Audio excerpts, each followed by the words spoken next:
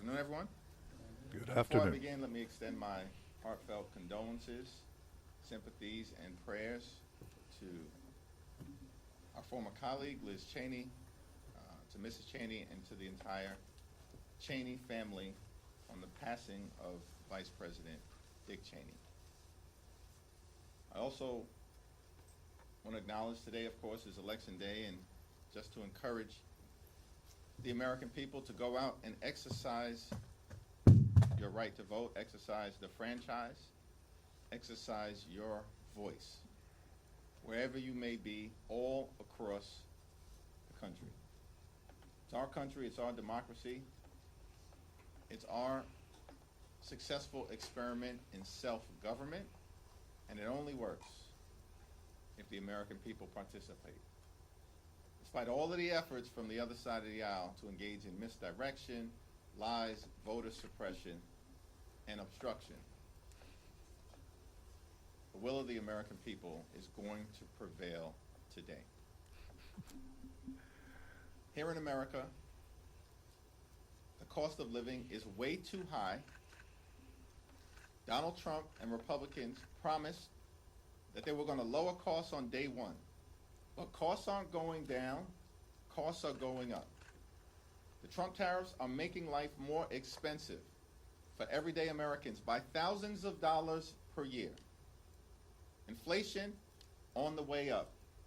Grocery costs, way up. Housing costs, way up. Child care costs, way up. Electricity prices through the roof, and the American people know it. That Donald Trump and Republicans have failed to make their life more affordable.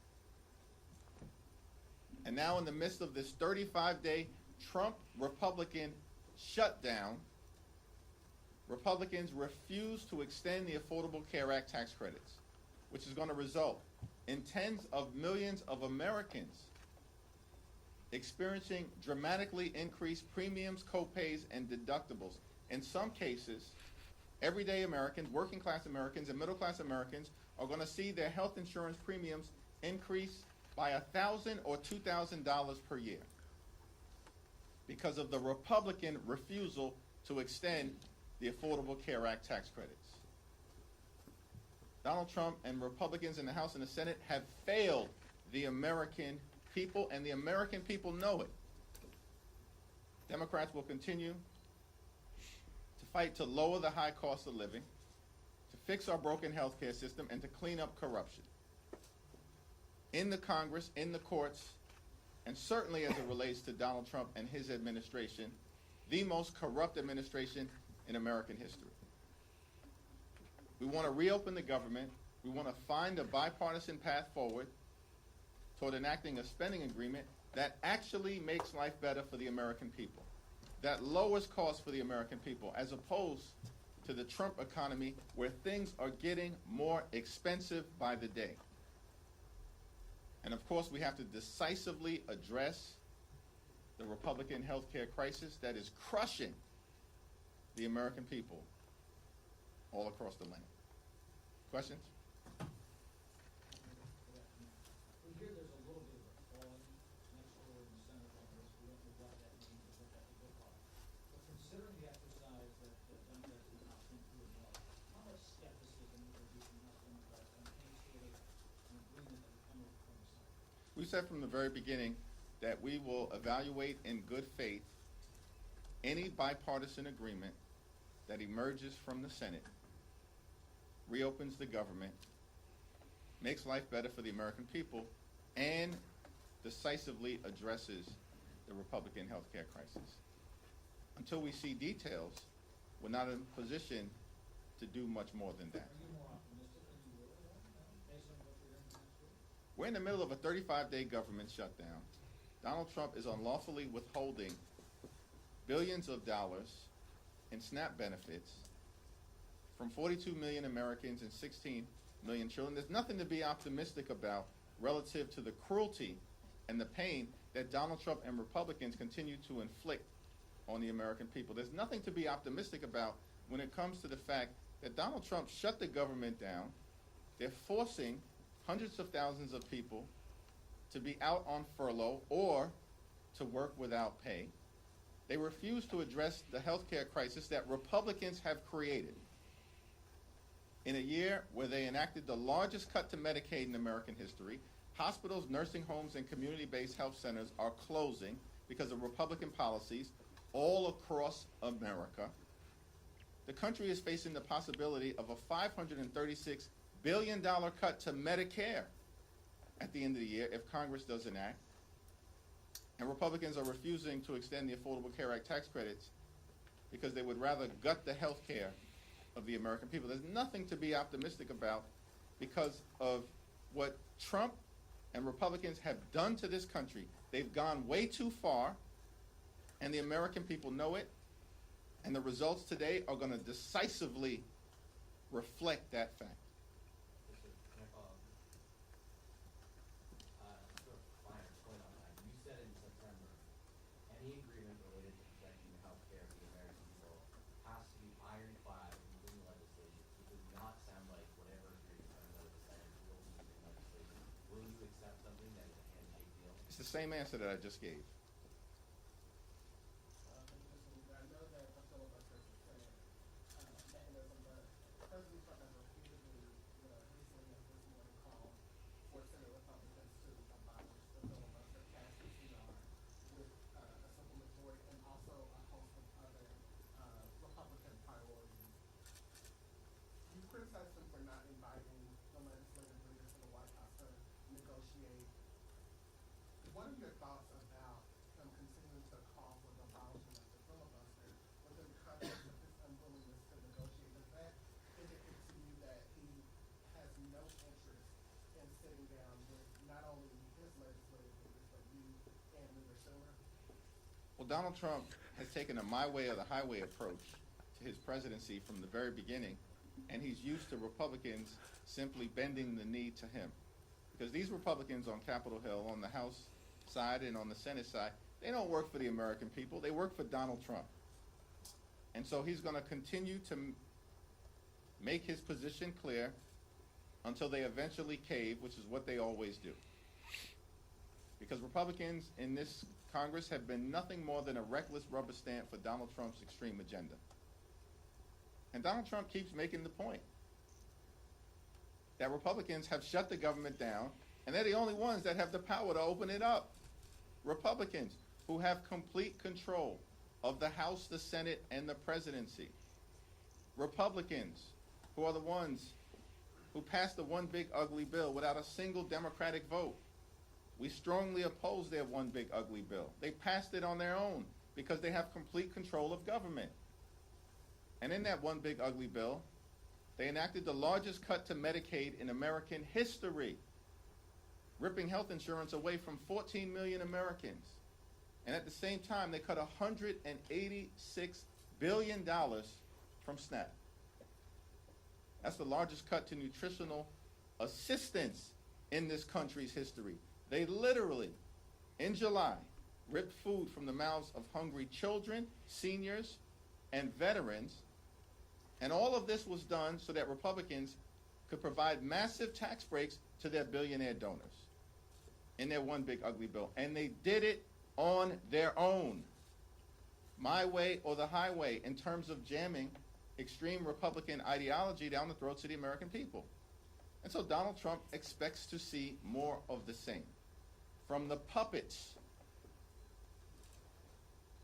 that are Republicans in the House and the Senate. You said that Republicans always came. Leader Schumer said that the votes were there to abolish the filibuster. Are you saying that ultimately Donald Trump's request or demands will win out? If history is any indication, ultimately, compliant Republicans in the Senate are going to cave to the demands of their puppet master, Donald J. Trump. This election cycle, Republicans have relied heavily on political issues to shape their constituents.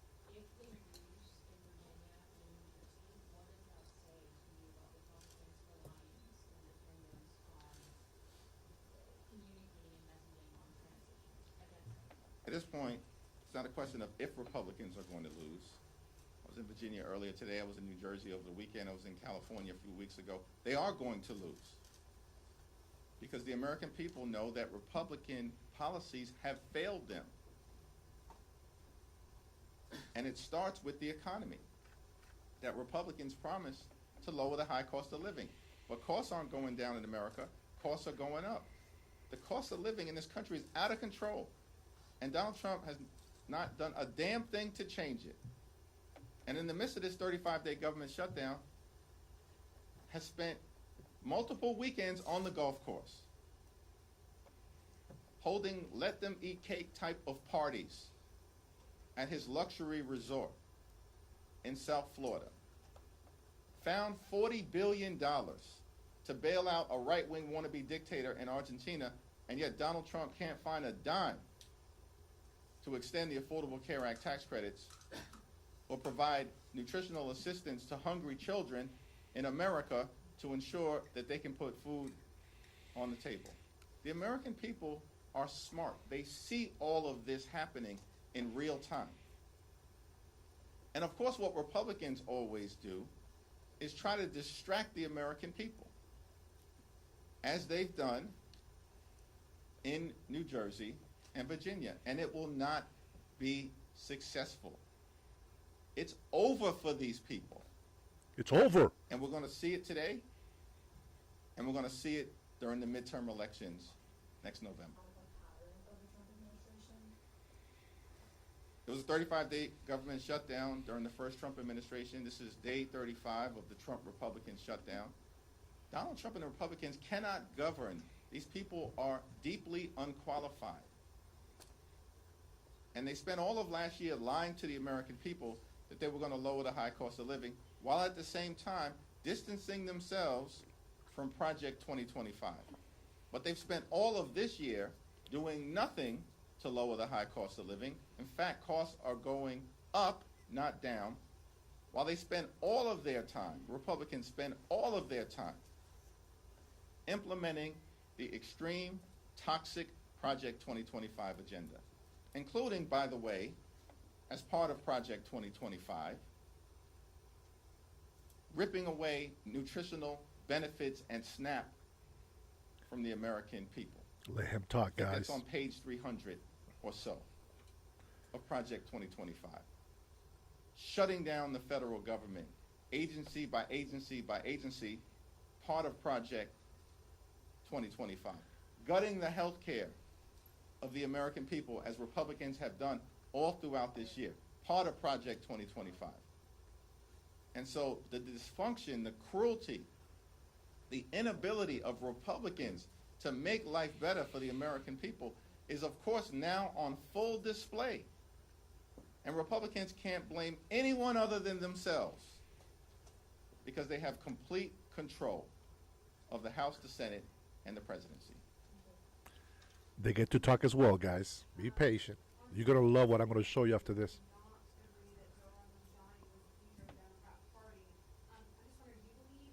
I think you heard me.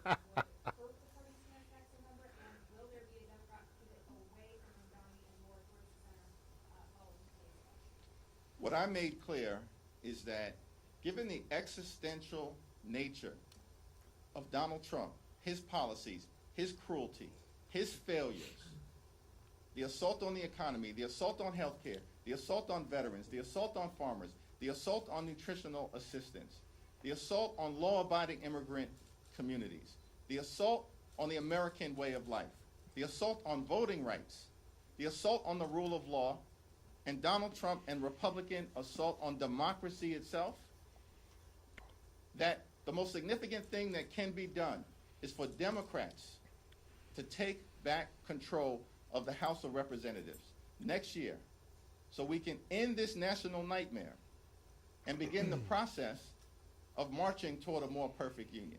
That's why these elections are going to matter. The midterms will matter. House Democrats will matter in terms of getting this situation turned around. I want to point out something. He said democracy. Democracy is how the big, beautiful bill got passed. What they are doing, They shut down the government because democracy failed to pass their agenda. I want you to keep that in mind as he keeps lying, okay? And I have a beautiful video that I'm going to share from my ex account after this. And that's not pillow talk, that's real talk. Yeah, Rep. Swazi and Gottheimer are working on a bipartisan ACA plan, income cap, things like that. Is that something that you support or encourage at all? I think the conversation that has been led by Tom Swazi is being done in good faith and is all part of an effort to address the Republican healthcare crisis and to Patience. find a bipartisan path forward. But at the end of the day, it's been my view from the very beginning that traditional House Republicans aren't serious about doing anything meaningful, and they never have been. And so while I'm convinced that Tom Swazi, of course, is a common sense leader, I agree, and Stacey. hopefully the Republicans who are communicating with him will get serious this time. But what we have seen over and over and over again, this happened during the course of the One Big Ugly Bill, they made claims about positions that they were going to take, like never cutting Medicaid or protecting the clean energy tax credits or not ripping nutritional assistance away from children. And then when these so-called traditional conservatives, these swing seat Republicans, were ordered by their boss, Donald Trump, to bend the knee and vote for the One Big Ugly Bill, that's exactly what they did. And so I am hopeful that this time will be different. And Tom Swazi is a great leader and has articulated principles that are designed to try to find a bipartisan path forward in addressing the Republican healthcare crisis, particularly as it relates to extending the Affordable Care Act tax credits. But it seems to me more likely that if there's a bipartisan agreement to emerge, it will emerge from the Senate, not the House. Leader Jeffries, have the ICE agents who put hands on LaMonica McIver been identified to you? You vowed that have their names. They have not been identified to me yet. As part of the court case, it's our expectation that they will. Thanks. I have a question about California's Proposition 15 that appears poised to pass pretty comfortably today, and as that momentum has been building the past few weeks, we've seen Democratic efforts in other states reemerge to redistrict, like in Virginia. Has the positive response in California to that effort influenced kind of the efforts of Democrats across the country to go back at, you know, some of these We've been clear from the very beginning. I said it months ago. Months ago. I had to go cut that out. That Democrats would not let Donald Trump and Republicans gerrymander the national congressional map as part of their effort to rig the midterm election. We said it months ago. And that California would be the beginning, but that there would be a decisive Democratic response throughout America, from coast to coast, and at all points in between. And now, the American people I had to do it. can see that we absolutely are determined and committed to a continuing response that is decisive, that is immediate, that is forceful, and that is designed to ensure that there are free and fair elections in this country when it comes to deciding which party should control Congress in 2026. He's not using a Democrats teleprompter. will not unilaterally disarm. Democrats recognize the moment that we're in, that the pushback will continue to be ongoing and forceful, and we will not allow Donald Trump and his Republican sycophants to undermine a free and fair national congressional map as part of his toxic effort to rig the midterm elections. If I said it, I meant it. Really? Next question. I don't believe him. You guys believe him? I don't think so. believe that you would be able to keep the caucus together on a deal, a bipartisan deal for the funding space, so the state does not include the permanent extension that you originally advocated for. As I've indicated, we are going to evaluate whatever is presented from the Senate if it emerges in good faith and in a bipartisan way. As long as it addresses the Affordable Care Act tax credit issue in some way, shape, or form. We are in open enrollment right now. Tens of millions of Americans are about to experience their premiums, copays, and deductibles skyrocket. It requires action. And what is clear is that Republicans increasingly understand that. Marjorie Taylor Greene for weeks has made that clear. 13 Republicans in the House wrote to Mike Johnson, the Deputy Speaker of the House, because apparently, according to Donald Trump, he's the Speaker of the House of Representatives. And they said that something needs to happen on the Affordable Care Act tax credits. And now we're seeing movement in the Senate. Because apparently Senate Republicans recognize that something needs to happen as it relates to extending the Affordable Care Act tax credit. So we'll evaluate any agreement, if an agreement is presented to us, as a caucus, but not before that. Assuming that there is a bipartisan agreement in the Senate done in good faith, do you believe that President Council will be able to deliver that on his end in good faith? I think that depends on, whether Donald Trump orders him to do it or not. Thank you, Leader. So, Congressman Chuy Garcia appears to be retiring, and it also appears that he waited up until the filing deadline to make this decision, thus paving the way for us to have an uncontested primary. This is being called a machine tax. Do you have an issue with how this was done? I haven't had a conversation to evaluate the process that was utilized or to talk to Representative Garcia, so I'm not going to comment on it until I talk to him directly. Thank you, Mr. Leader. Multiple of your Democratic colleagues have said that they gave their October paycheck to charity or they deferred it completely. And last time we were asked this, you said you made a decision over last weekend. So I'm just going to ask you again, what did you decide to do with your paycheck from October? Did you not see that I answered that question, or are you just asking me to repeat the answer? Did you not see that he answered I the did question? publicly make clear on Friday to my constituents and publicly that my paycheck has been withheld.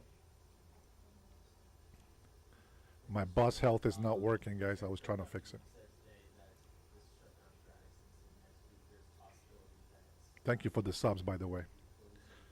closing parts of U.S. airspace because of the lack of controllers, and then just in the last hour or so, there's ground stop at Reagan National because of the security threat. Si, senor. How could major aviation fees affect your calculus or anybody's calculus up here when it comes to shutdown? Duffy needs to start acting like a transportation secretary and stop trying to pretend to be a reality show TV star.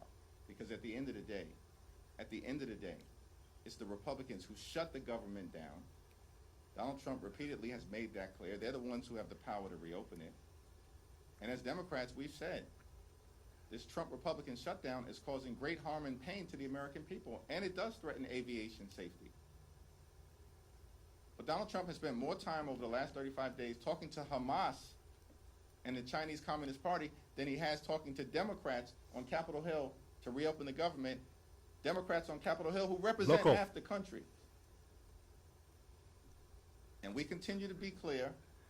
And We Guero, will too. sit down with our Republican colleagues anytime, any place, in order to reopen the government, protect the American people, find a bipartisan path forward, and decisively address the Republican health care crisis. Just want to point out, guys, you are watching Obama, but I got a clip from the real Obama, and you're going to love the way he talks about this fake Obama.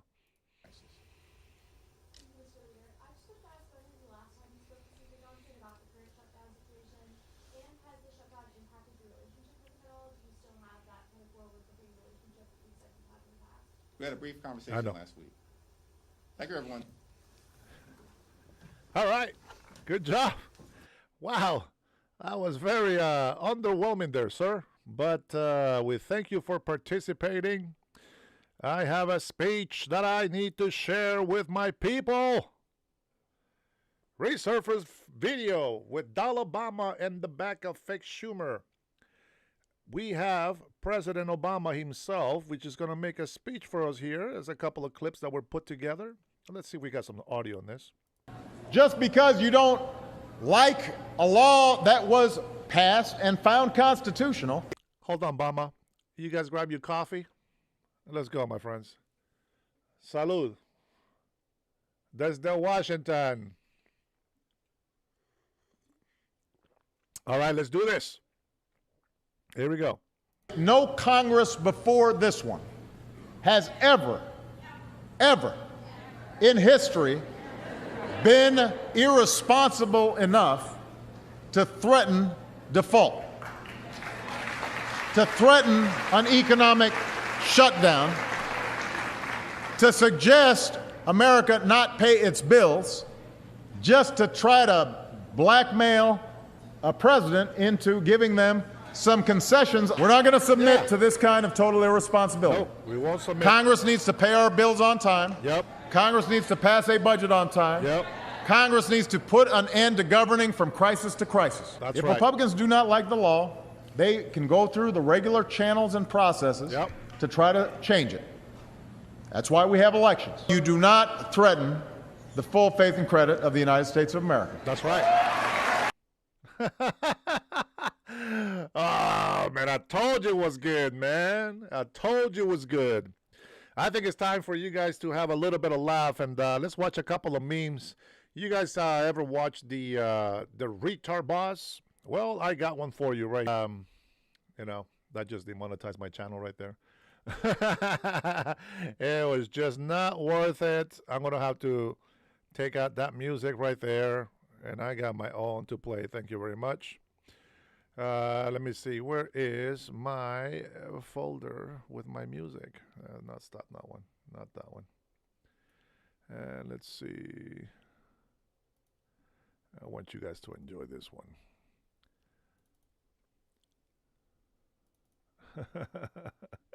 Let's see which one we're going to play. Is let's see.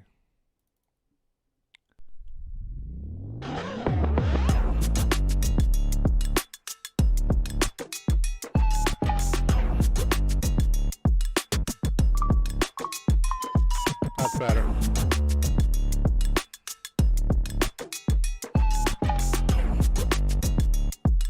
Get his ass in there.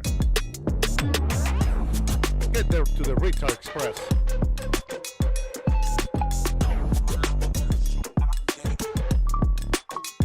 Get your crazy ass in there.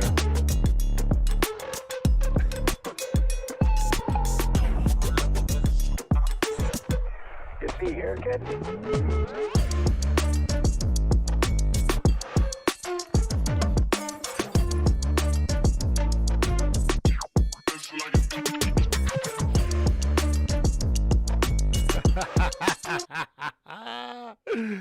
Oh man, I enjoyed that one. Here, you guys will love this one right here. He said, concepts of a plan. Oh, you all watched the debate.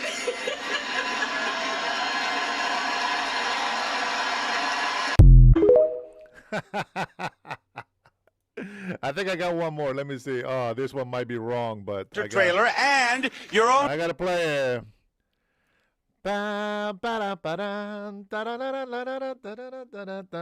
Here you go, guys. Enjoy. You've just won a brand new Peterbilt tractor trailer and your own commercial driver's license. That's right. A shiny red rig with chrome to spare, plus the training and CDL to drive it anywhere in the country. Here it comes. Look at that beauty roll.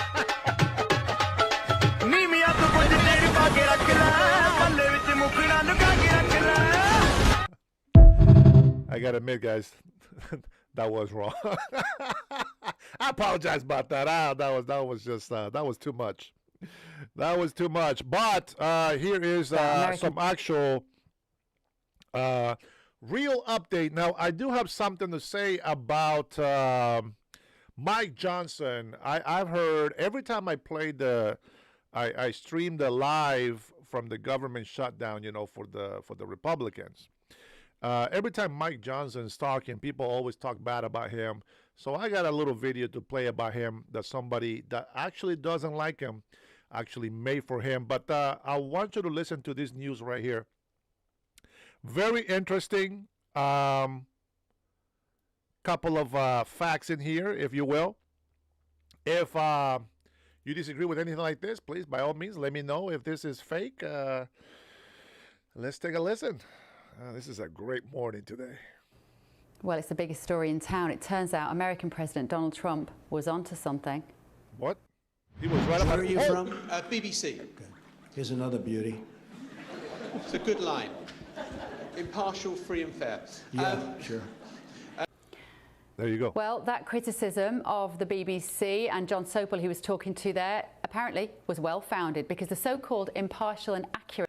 ¿Qué pasa, güey? Good morning, Adam. How are you? Trinity, how are you, sister? Let me say hi to some of you guys. 98, good morning, brother. Güero, loco, double for you. Not everybody knows what that is, but you get some today. Hey, Trump was right about everything. Let's continue. Public service broadcaster is nothing but. You are fake news. Sir, go ahead. Can you state categorically that nobody... No, Mr. President... Because tonight the BBC is facing serious questions over its credibility after the Daily Caleb, be nice before you get your feelings hurt, okay? Be nice. Telegraph exposed a panorama segment that heavily doctored a speech by the American president in 2021, hours before the infamous January the 6th. Good morning, Bernal. We're going to have to rewind this video here. I want to make sure everybody pays attention to this. Okay. I say hello to everybody, I think. John Davis, how are you? Okay. We'll have to listen to this video carefully, okay? Let's listen to what happened here. Well, it's the biggest story in town. It turns out American President Donald Trump was onto something. Where are you from? BBC. Okay. Here's another beauty. It's a good line. Impartial, free and fair. Yeah, sure.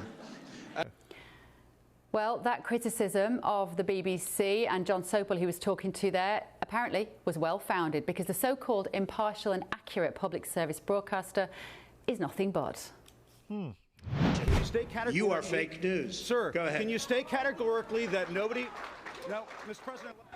Because tonight the BBC is facing serious questions over its credibility after the Daily Telegraph exposed a panorama segment. Listen to this right here. Heavily doctored a speech by the American president in 2021, hours before the infamous January the 6th Capitol riot. As you're about to hear, the corporation spliced together two quotes 1 hour apart to make it seem like he encouraged an insurrection. January 6th, listen. They played the following clip. We're going to walk down to the Capitol, and I'll be there with you, and we fight. We fight like hell. But Trump didn't, in fact, say this at all. The BBC spliced together two clips that took place 54 minutes apart. So let's go through it again. We're going to walk down to the Capitol, and I'll be there with you. Now, see there, between Capitol and, that's a cut. Here's what Trump actually said. We're going to walk down to the Capitol, and we're going to cheer on our brave senators and congressmen and women. That's my president. It's different. It wasn't until nearly an hour later that he then said the second part of the BBC's version. We're going to walk down to the Capitol, and we fight. We fight like hell. That is damning stuff. Now, this, of course, is coming from the holier-than-thou BBC that even has its own so-called fact-checking service named BBC Verify. I heard it live. That they claim counters disinformation. Oh, the irony. Just take a listen at this embarrassing trailer telling you, license fee payers, that they are right when everyone else is wrong. Disinformation, you think you're winning. There's no climate change. The more you try to drown out reality, the harder we'll work to verify the facts. We'll be watching. We'll be ready. Because it's the pursuit of truth that gives us our calling.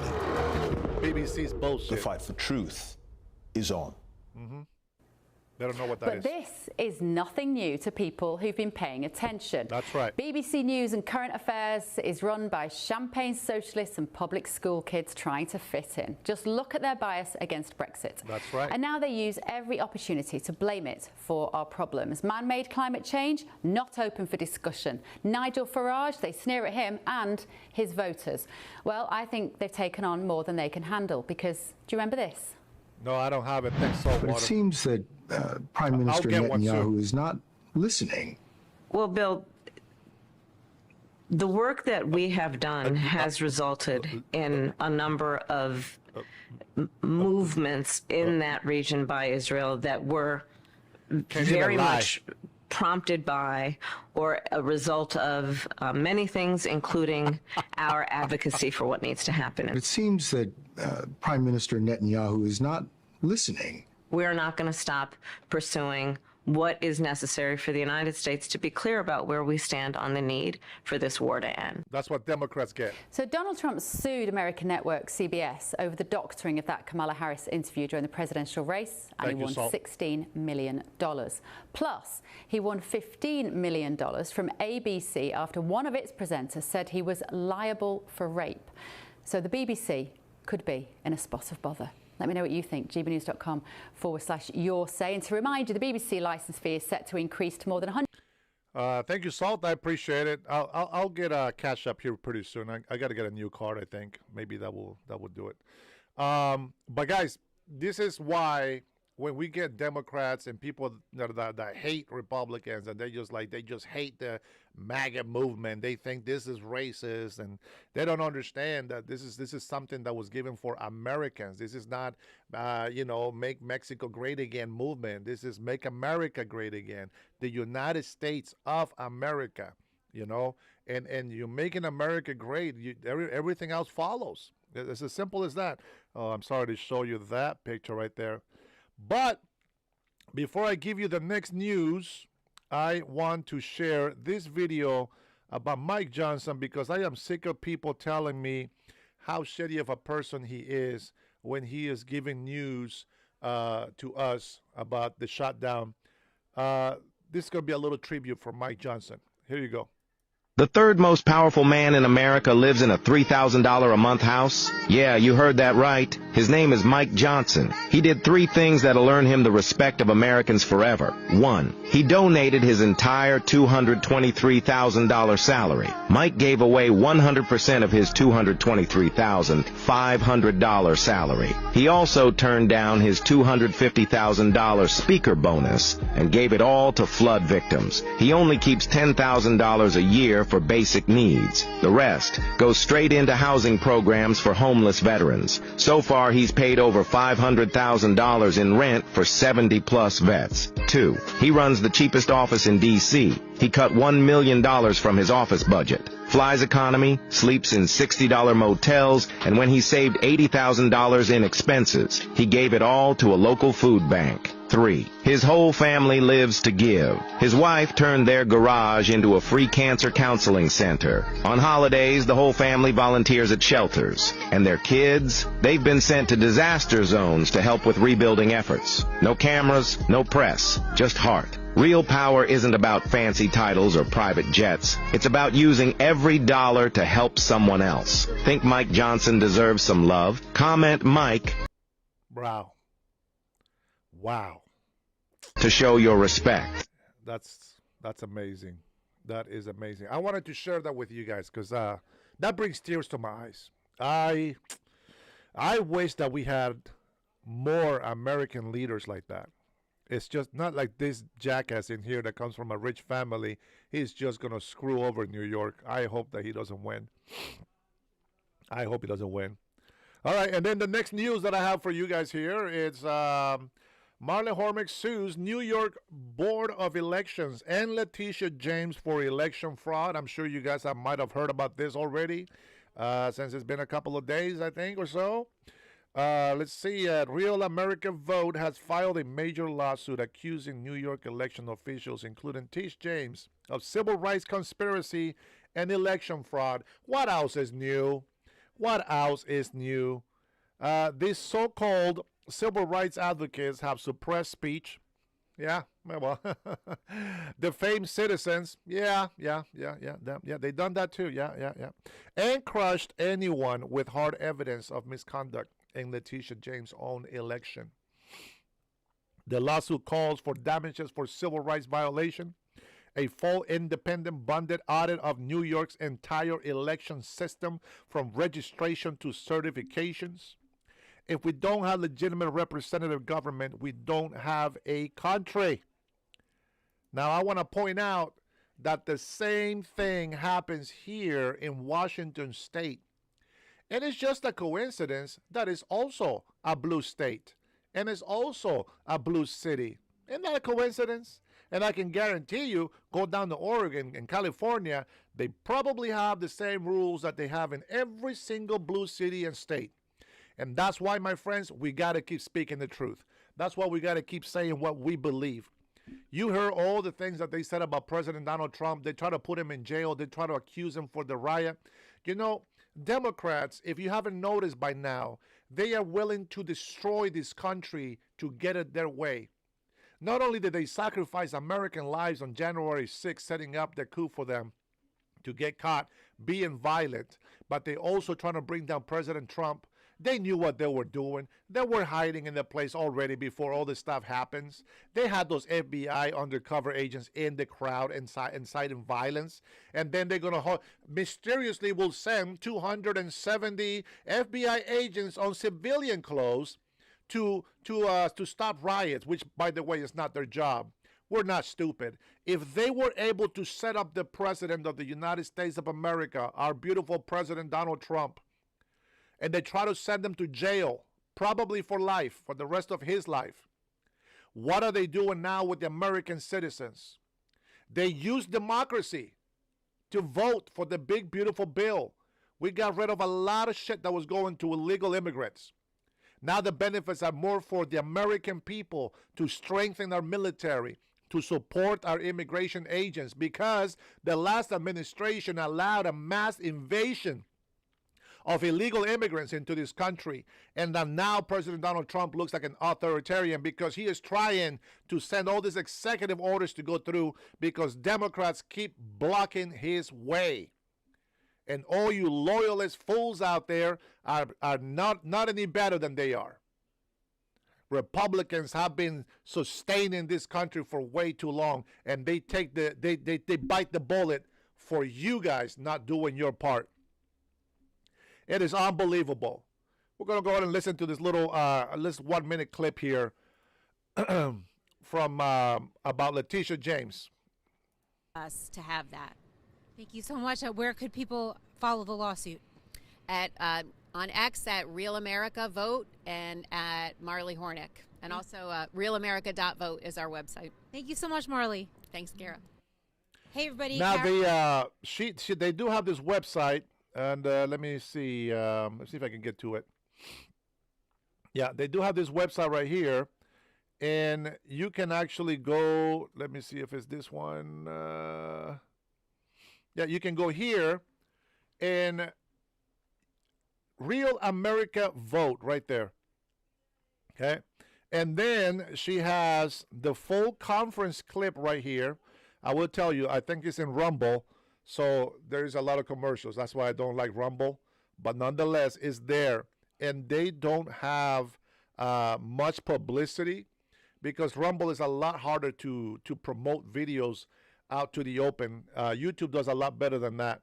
And so you already heard, you can watch this clip right here. Right? This clip right here. This guy talks about it. And then you have the full conference, which is right here. And this is where she speaks. In too many cities, dangerous illegals walk free as police are forced to stand down. Join ICE and... The knife was too good. That's the only explanation I have for what happened next. They thought I was a psych. Hello, my name is Brian Maloney. Let's listen to him talk just for the introduction. He's a little bit boring, but listen to what he says before she comes on. And I'm the head of strategic operations for RealAmerica.vote. That sounds very important, doesn't it? So I'm thrilled by that title. And I'm a longtime broadcaster and political analyst, and been in the trenches. Whoa, wait a minute. Wait, what? Oh, yeah, I can't wait for Mandani to win either. Hold on. Who the hell is this? Taken. When the Dems went across the board, El Pendejo will say it was rigged. Just people don't learn, do they? They just don't learn. These mofos have been cheating for a long time. They got the legacy media in their pocket. Do you not understand? How many freaking videos do they have to put out there for you to learn the truth? The ignorance coming out of these fools. Man, you know what? I'm not going to play dumb. 21 million, which I heard was more like 50 million illegal immigrants. What the hell do you think is going to happen? Blue states don't have regulations for voting. They don't need to even verify your ID. They don't have to verify that you're a citizen. So if you come into my chat and start talking shit about how Democrats are going to win, I know you're an illegal immigrant. You're a beaner and you should go back to your country. This is not your country. We want people on this channel that support and fight for the American people, not for illegal immigrants. You see, you're starting to make me really, really dislike illegal immigrant people because of your criminal minds, because of your stupid way of being. You're making every American on this country is starting to hate illegal immigrants. You are creating a wave of discrimination and even racist-like type of attitude. You don't know what you're doing. You're hurting this country. You're hurting our people, our Latino community. That's what you're doing. You're hurting us, you dumb fool. Why don't you go ahead and put that head right back where you got it out of? Que pendejo con toda la palabra. That's stupid with all the word in it. I cannot believe that we have stupidity this big. But you know what? I'm going to pray that God gives me patience to deal with jackasses like you. And we're going to hope that everything is going to be all right in this country. Of the movement for a very, very long time, and I'm absolutely thrilled to be with you here today. Now, I had a whole bunch of really bad jokes that I was going to use to start this press conference, and then I started thinking about a couple of things, and I got kind of angry. So forgive me for being a little bit upset rather than telling bad jokes. Probably the better option, actually. But the thing is, there are things going on out there right now that are infuriating. And two that really come to mind. We are right now at the Hay Adams Hotel, which is one of the most beautiful hotels in the world. And this hotel happens to overlook the White House. And what have we been hearing about incessantly in the media nonstop for what, 2-3 weeks now, is nonstop whining and complaining about renovations in the East Wing. Now these renovations, by the way, were first proposed 120 years ago. Did you know that? 120 years ago. President Trump, in one of his first appearances early in 2016, talked about the need for this grand ballroom. But what have we seen in the media since? Well, lie after lie after lie. What we have seen since is the media not telling you this is entirely privately funded. Oh. Not telling you that the East Wing is not historic in nature and doesn't serve much of a purpose, that for foreign dignitaries, they've had to repeatedly put up tents and porta potties for heads of state, and that the private fundraising that has occurred will build a beautiful ballroom. So the media lies, the establishment lies, and then we have 100%, John James, 100%. I'd rather be deported to my country, even if I'm a citizen, and to allow President Trump to do what he needs to do to save this country. My mother's bones are buried in this country, and it doesn't matter if I was to get deported, legal or illegal, it doesn't matter. President Trump is fighting for this country, and I'd be more than glad. If that helps this country, I would get deported. I will do it. Why not? something that you, as an illegal immigrant, don't understand. Issue number 2, the shutdown of the federal government. Now, the 13th vote to reopen the government just occurred. Just for you, Paul. And has the media in any of the 12 previous instances told you that Republicans have repeatedly voted to reopen the federal government? Pay attention. With the assistance of only one Democrat senator, and that is John Fetterman of Pennsylvania, probably the only sane senator in the Democrat Party. Have they told you that, or have they repeatedly made it seem like... Hey, I wanna make it clear, guys. I'm not gonna play that like I'm this righteous guy. Being deported to the country where you were born, it's not a punishment nor a sacrifice, okay? It's not. It is not. So I just want to make sure that you don't think that I'm being righteous. I would just be happy that I go back to the country where I was born, period. But while I'm here, I'm going to do my duty as a naturalized American citizen to speak the truth and stand for my values. And I'm not going to let any jackass or any illegal come into my chat and tell me what to do and how to love this country. Like Trump and the Republicans are at fault for the shutdown. In the Commonwealth of Massachusetts, the governor just 2 days ago sent hundreds of thousands of SNAP recipients a mass text accusing Trump of cutting their SNAP benefits for the month of November. So if they will lie about the renovations to the East Wing and the ballroom that's coming that's privately funded, and they will lie about the government shutdown, we know they will lie about the true outcome of elections and who has actually won. You hear that? You didn't pay attention. Say it again, sir. Wing and the ballroom that's coming that's privately funded. Listen, libtards. And they will lie about the government shutdown. We know they will lie about the true outcome of elections and who has actually won. That's right. And with that, we know we can trust no one in the establishment to be honest and fair with us, not the least the media. Yeah, this is why we don't want anchor babies to keep their citizenship. You should have your citizenship revoked because your parents are probably illegal. And that is why RealAmerica.vote has been formed. We are here to do incredible things from here on out. This is a very, very exciting day for all of us here. We're so thrilled to have you at the Hay Adams. And by the way, the food afterward will be incredible, so you're not allowed to leave. Hey, you're an anchor baby, so your opinion doesn't matter. If you were a real American, you would speak better about this country, but I know you're not. You better be hungry. Now, what I want to do is introduce our incredible director of RealAmerica.vote. And we're going to skip that, and we're going to get straight to her. Right here, watch out. Come on. I like what she says right here. Thank you so much. Thank you, Dennis. You're very welcome, sweetheart. Thank you. It's good to have you on this speech. Thank you, Brian. So I'm here today from New York, which is right now, as you all know, the land of the free. The land of the free, my friend. That's how we speak, because that's the land of the free that we live in.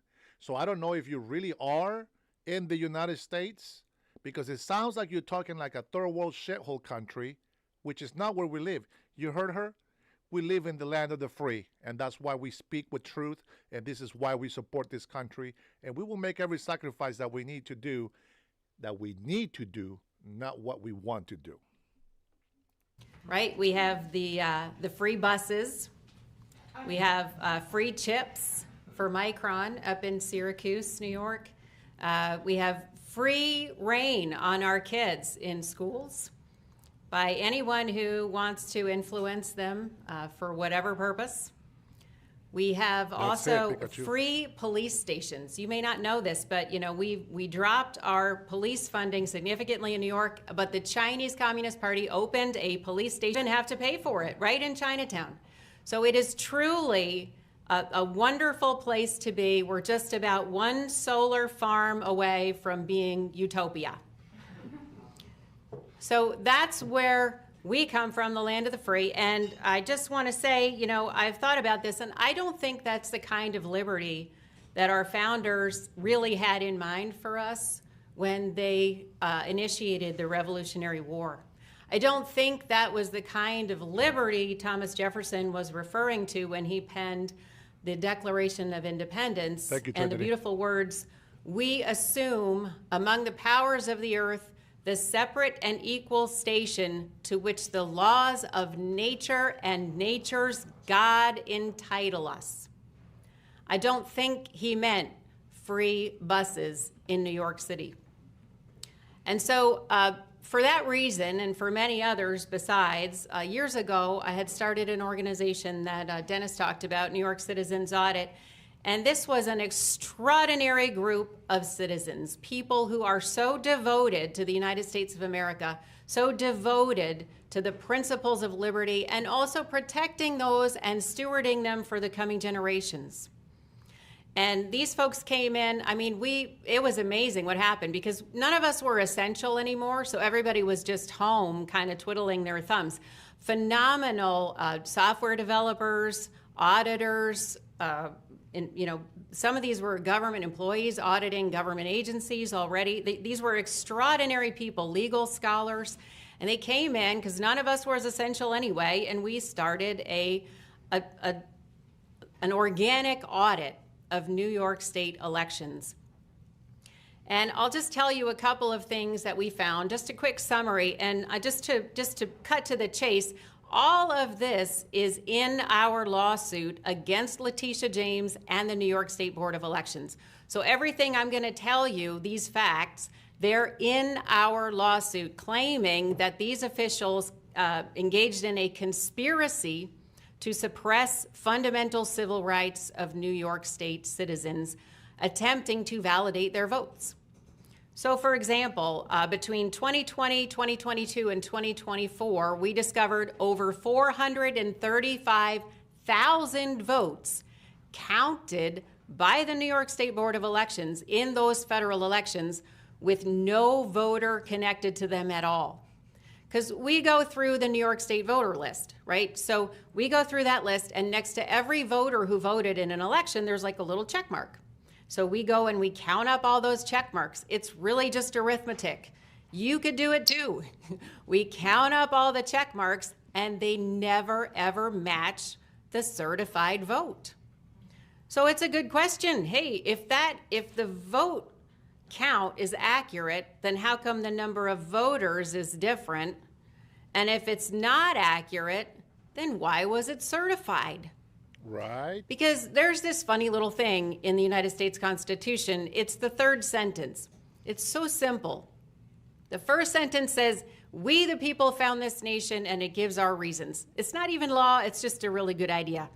The second sentence says, okay, legislators, Congress is hereby vested with the authority to make law for the United States. So that's a big deal, because once a law is passed, we all have to abide by it. The third sentence says, it is the people of the several states who choose those legislators, and the states determine what your eligibility requirements are. So it's like this beautiful agreement right across the top. Every time you wake up to take a piss, your prostate swells up like a balloon. That's what But I wanted to hear. This 15-second victory. For the Constitution. It's a contract. And, you know, when the state is counting 435,000 votes with no voter at all, they're in breach of contract. Right at the top of the Constitution. This is not about who won. It's not about what party. It's about the fact that they don't care about your rights. How are they going to put that commercial on here? Like, who the hell thought, I think this commercial is just perfect for this occasion. What the heck? To life, liberty, and the pursuit of happiness. They don't care about America.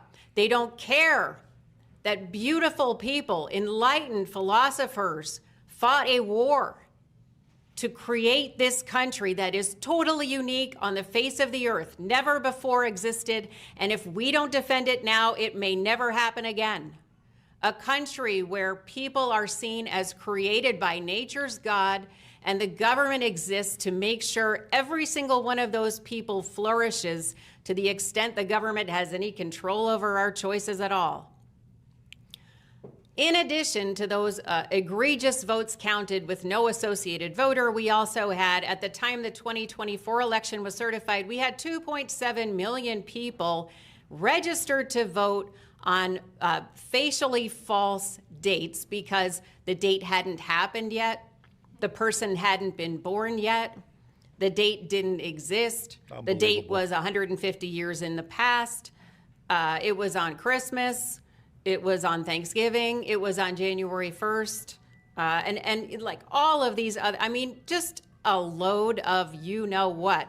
That is supposed to create confidence on the part of the citizens of the state of New York that the people sitting in United States Congress passing law on our behalf actually answer to us. Because there's 2.7 million people with obviously fake information in their records. There's backdated registrations. There's people with no address. I have a question for the Board of Elections. If a voter has no address, how do you know what ballot to give them? And how do you know they are resident of your state? Just a simple question. I know. So, all right. I digress. All of this is in the lawsuit. You can read the entire original petition at realamerica.vote. It's there up for you to read, the filed lawsuit. What I want to talk about is what happened next. So we found all of this, okay? And more and more and more. You would be disgusted to know what passes for a qualified registered voter in the state of New York. We had thousands of people, New Yorkers. We get a bad rap, but we're actually really great, and boy, are we fighters. We had thousands of people from Montauk to Buffalo going to town boards, county legislators, state legislators, and federal legislators to discuss the results of our audits and to request an end-to-end audit of the New York State Board of Elections by an external party that all parties could agree on. It's just so reasonable, right? Like, who thinks to themselves, hey, let me turn in my SEC filing and I'll just have 25% error, and if they ask me why there's 25% error, I'll just tell them because it's a placeholder date. And that you wouldn't get audited and maybe go to prison? I don't think so. So how come we allow that in terms of the trillions and trillions of dollars that are hoovered up straight out of our bank accounts to fund the activities of the United States and our state governments, and we have to accept this on face, that this is actually really, really good quality work, and we don't have the right to question it. And so we did this. We went to all these places. We went to 393 town boards. New Yorkers are dogs on a bone, and don't forget it. We went to 393 town boards. There's only 800 towns in New York. We went to half of them. We got 92 towns to agree that the New York State Board of Elections needed to be audited externally and comprehensively. And the State Board of Elections started their own campaign. Instead of looking into the comprehensive reports we had sent to them, clearly saying this data we are sending you was extracted from your own records that you maintain on behalf of U.S. Congress and the entire citizenry of the United States of America. Because when they certify 26 or 27 members of the House of Representatives, it touches you. It doesn't just touch New York, it touches you. If those people weren't chosen by the citizens of the New York State, provably, we all have a problem. So no, they didn't open up those reports and review them. They didn't think they had to. Instead, they decided, and we have this on record, they said this in a publicly recorded, published meeting. They said, we have to go on the offensive against these people. And they sent letters to the county association, to the Association of Counties. They sent letters to the Association of Election Commissioners. They sent letters, and this one really gets me.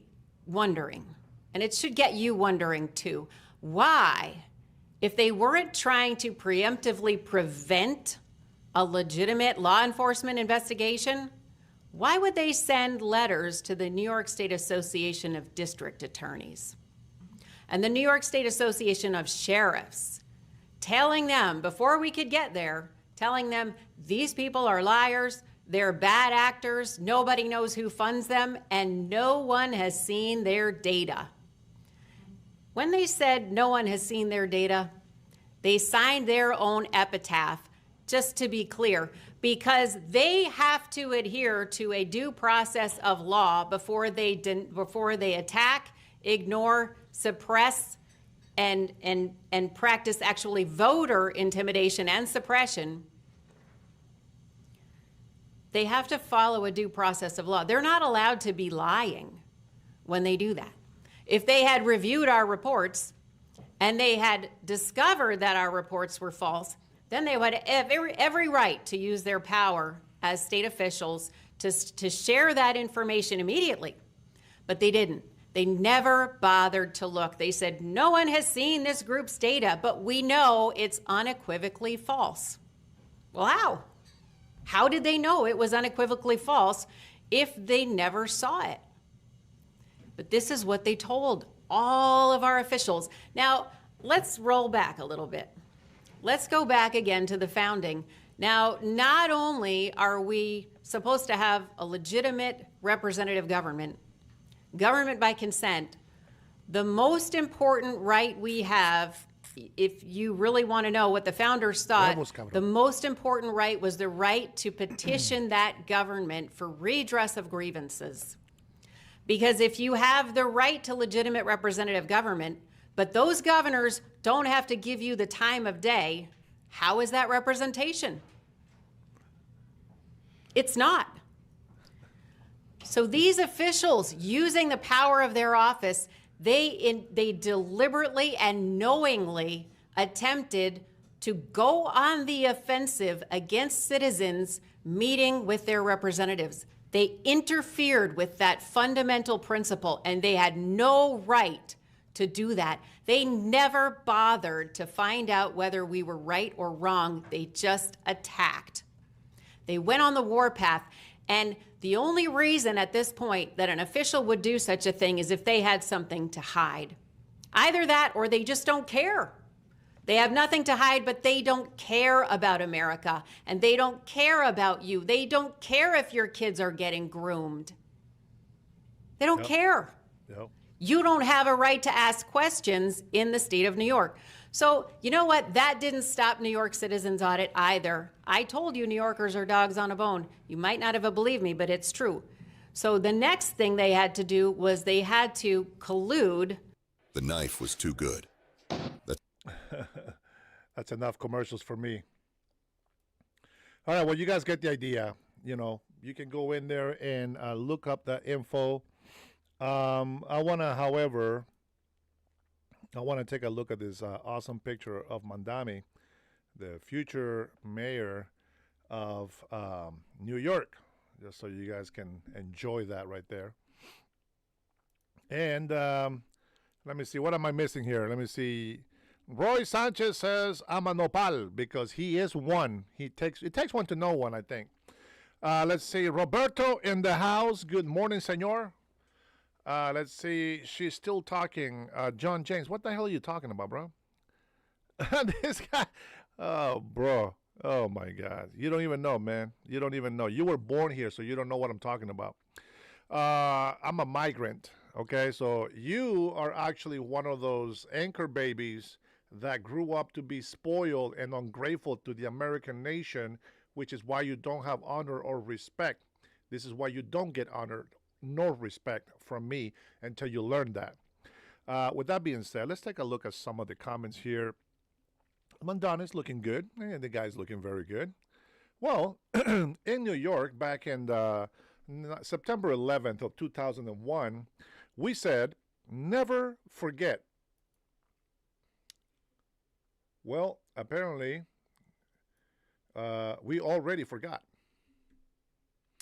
According to New York, we already forgot. I find that very interesting. Not just that, but we'll go back in here.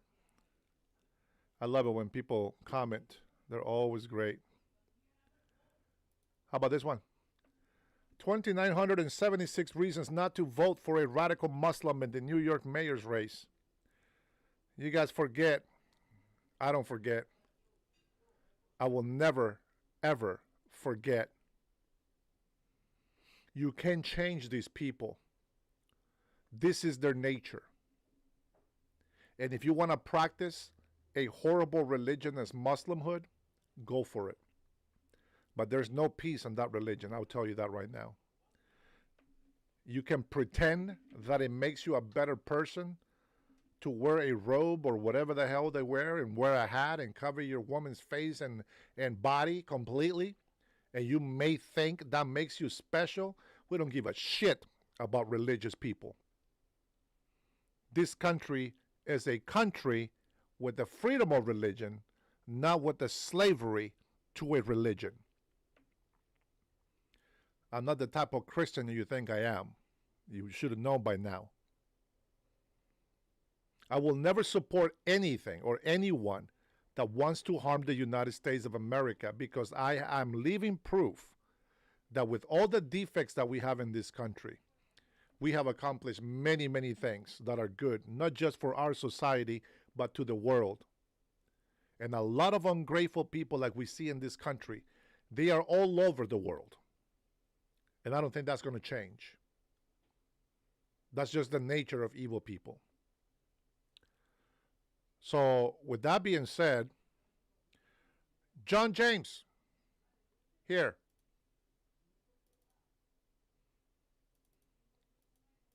Oh, I can't even open it. Son of a gun. You're lucky I can't open it. Oh, never mind. There you go. It was just a matter of time. All right, let's see what do we got here. Maryland basketball, nothing good there. Let's see if there's anything going on in the war room. Oh, here we go. Let's see what we missed from Caroline here. Where he won nearly 80 million votes, the popular vote in all. In other news, tomorrow will mark the 1-year anniversary of President Trump's historic election victory, where he won nearly 80 million votes, the popular vote in all 7 swing states. This was the ultimate poll on November 5th. Thanks, you fly. The president secured a mandate to make America great again, and he has delivered in record time. In other news... Yeah, that's right. He has. Let's see. What do we have here? Well, here's more proof of who keeps the government shut down.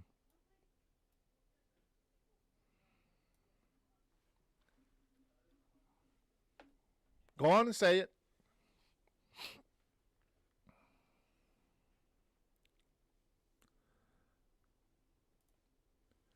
Don't let Trump pretend he's popular, loved, or even respected. He's not. Release the Epstein files. That's for you libtards that like to come and say that all the time. All right, let's take a look and see how Scott Besson got in trouble here. Let's go. She has great respect. Let's see what you're saying here. What are you saying, old man? Tell me something good. Only President Trump could deal with Xi Jinping. He did a fantastic job. He has great respect for him. Clearly, President Xi has great respect for President Trump. And President Trump rolled into Asia, into China's backyard, and did trade deals and peace deals. So we were in Malaysia. The president signed the Cambodia-Thailand peace deal. We did trade deals with Malaysia, Vietnam. Then we moved on to Japan. President and the new prime minister got along fantastic. The Japanese agreed to invest $550 billion into the U.S. Then we went and we had the meeting with the Chinese. And I can tell you that President Trump has gotten us into a very good place with the relationship. And it's based on his strength. The U.S. is back. Only President Trump. There you go. More lies. Fake news, guys. Fake news.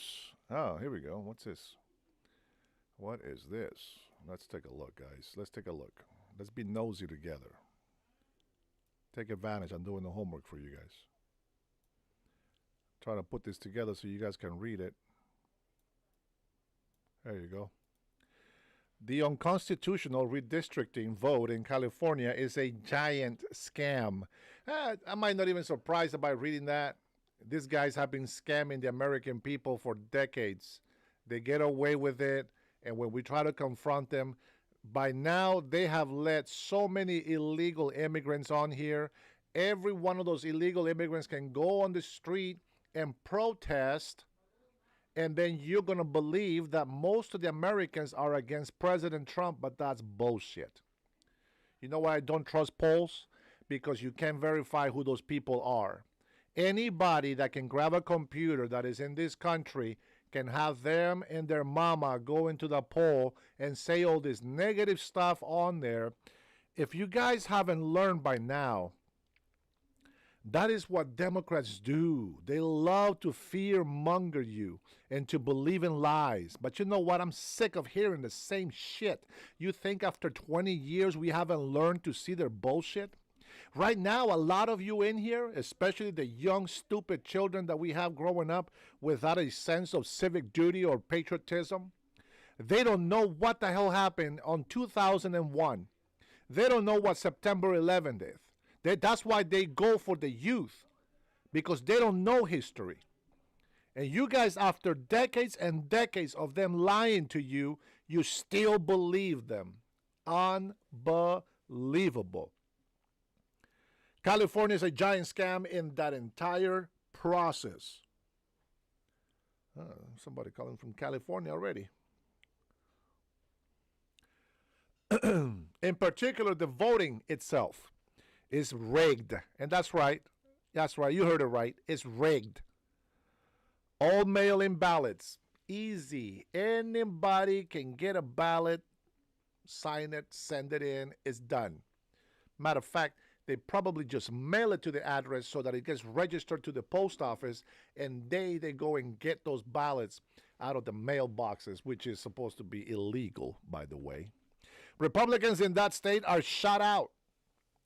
It is under very serious legal and criminal review. Oh, I can't wait. I can't wait. Can't wait. I want to see some people in jail. I want to hear we were right about everything. There we go. SNAP benefits, which increased by billions and billions of dollars, many-fold, during crooked Joe Biden's disastrous term in office, due to the fact that they were haphazardly handed to anyone for the asking, as opposed to just those in need, which is the purpose of SNAP. Will be giving only when the radical left Democrats open up government, which they can easily do, and not before. Thank you for your attention to this matter. Now, with that being said, let's go ahead and continue this show, and let me see what kind of libtards we have in this chat. Or did I actually get some patriots to come in here and give me some truth? Let's see. Let's start with Doug says my mic is low. It is the max. It's the max. I double checked it. It is maxed out. It's probably just because it's a piece of shit mic. That's probably why. Eventually, I'll make enough money, and then I'm going to go buy a nice one. See, I have this one that I bought when I was doing radio shows. And it's too far back. But I have this mic that I used when I was doing radio shows. But for some reason, I don't know. I don't know what it is. It's not working. Maybe the mic is bad, or I don't know. I have bought a few converters so that I can plug it into the computer and stuff, but I have not been able to get the audio. As a matter of fact, thank you for telling me that. I'm actually going to look for I have a new one that I haven't opened. I'm going to look it up, and then I'm going to go ahead and test the audio. Maybe the microphone will be a lot better. It is better quality, and this one is pretty basic. There's no filters in me to play with, with the dBs or anything like that. So yeah, it's probably just a piece of crap microphone. All right, let's see. Useful idiots, says Mike. Oh, man says useful idiots. Let me see who else we got here. Gonzalo Rodriguez says release the Epstein files. Oh wait, he just says Epstein. He's cheering for Epstein, guys. Hey, we don't play that over here, man. Take that out of here. Gulf of America, and don't you forget it, Ken. Gulf of America. Edmund Soul, love everything I heard and saw on your blog. Keep that up, Dennis, says Edmund. John James, you hear that, bro? There's just too many patrons that come in here and just give me positivity to continue moving on. We are going to go ahead and continue on our homework here. Now, this is from, well, it says 2 hours ago. We'll see. Patriot Awards of 2025 in New York. Patriot Award of the Year recipient, First Lady Melania Trump. We're going to see that at Thursday night at 8 p.m. Eastern Time on Fox Nation. Oh, man, I hope I get to see that. Any Jewish person that votes for Zora Mandani, a proven and self-professed Jew hater, is a stupid person. And I said that before. Let me see. Let's take a look at this. I'm sure you guys probably heard about this already, but we're going to go ahead and read it up in here. The Democrats are far more likely to win the midterms than the next presidential election if we don't do the termination of the filibuster, the nuclear option, because it will be impossible for Republicans to get common sense policies done with these crazed Democrat lunatics being able to block everything by withholding their votes. For 3 years, nothing will be passed and Republicans will be blamed. This is true. They're already doing it. Even if we see the facts in front of us, they still believe that they are right. So where do we go from here? And I'm going to tell you something. For years now, people have been worried about civil war. Nobody wants civil war. In a civil war, nobody wins. Only Americans die. We don't want that. But if we look at history, and you do your civics, and you learn that our history is very bad, you need to forgive what happened in that time. It is unbelievable that I see 15-year-olds hating people because of the history in this country. I still see morons in here telling me that we are living in stolen land. That's not stolen land. That is conquered land. It is a big difference. What did you think our natives were doing here before the Europeans came here? They were conquering land. They were trying to take out the weak so that the strong can take the land and for a chance to hunt for game. Well, guess what? Somebody stronger came and took them out. Now, the good thing about that is that many found refuge on this new type of settlement. And today, no matter how bad our history has been, we are now a nation called United States of America. If you don't protect and defend the land that you live in, nobody else is going to do it for you. Let me just tell you right now. I give people a big example, and I always say this. My patriotism, the way that my civic duties was imposed on me, are from Honduras. And it's not to the government. See, my oath is not to the government. My oath is to the land that I live in, where my children will live on.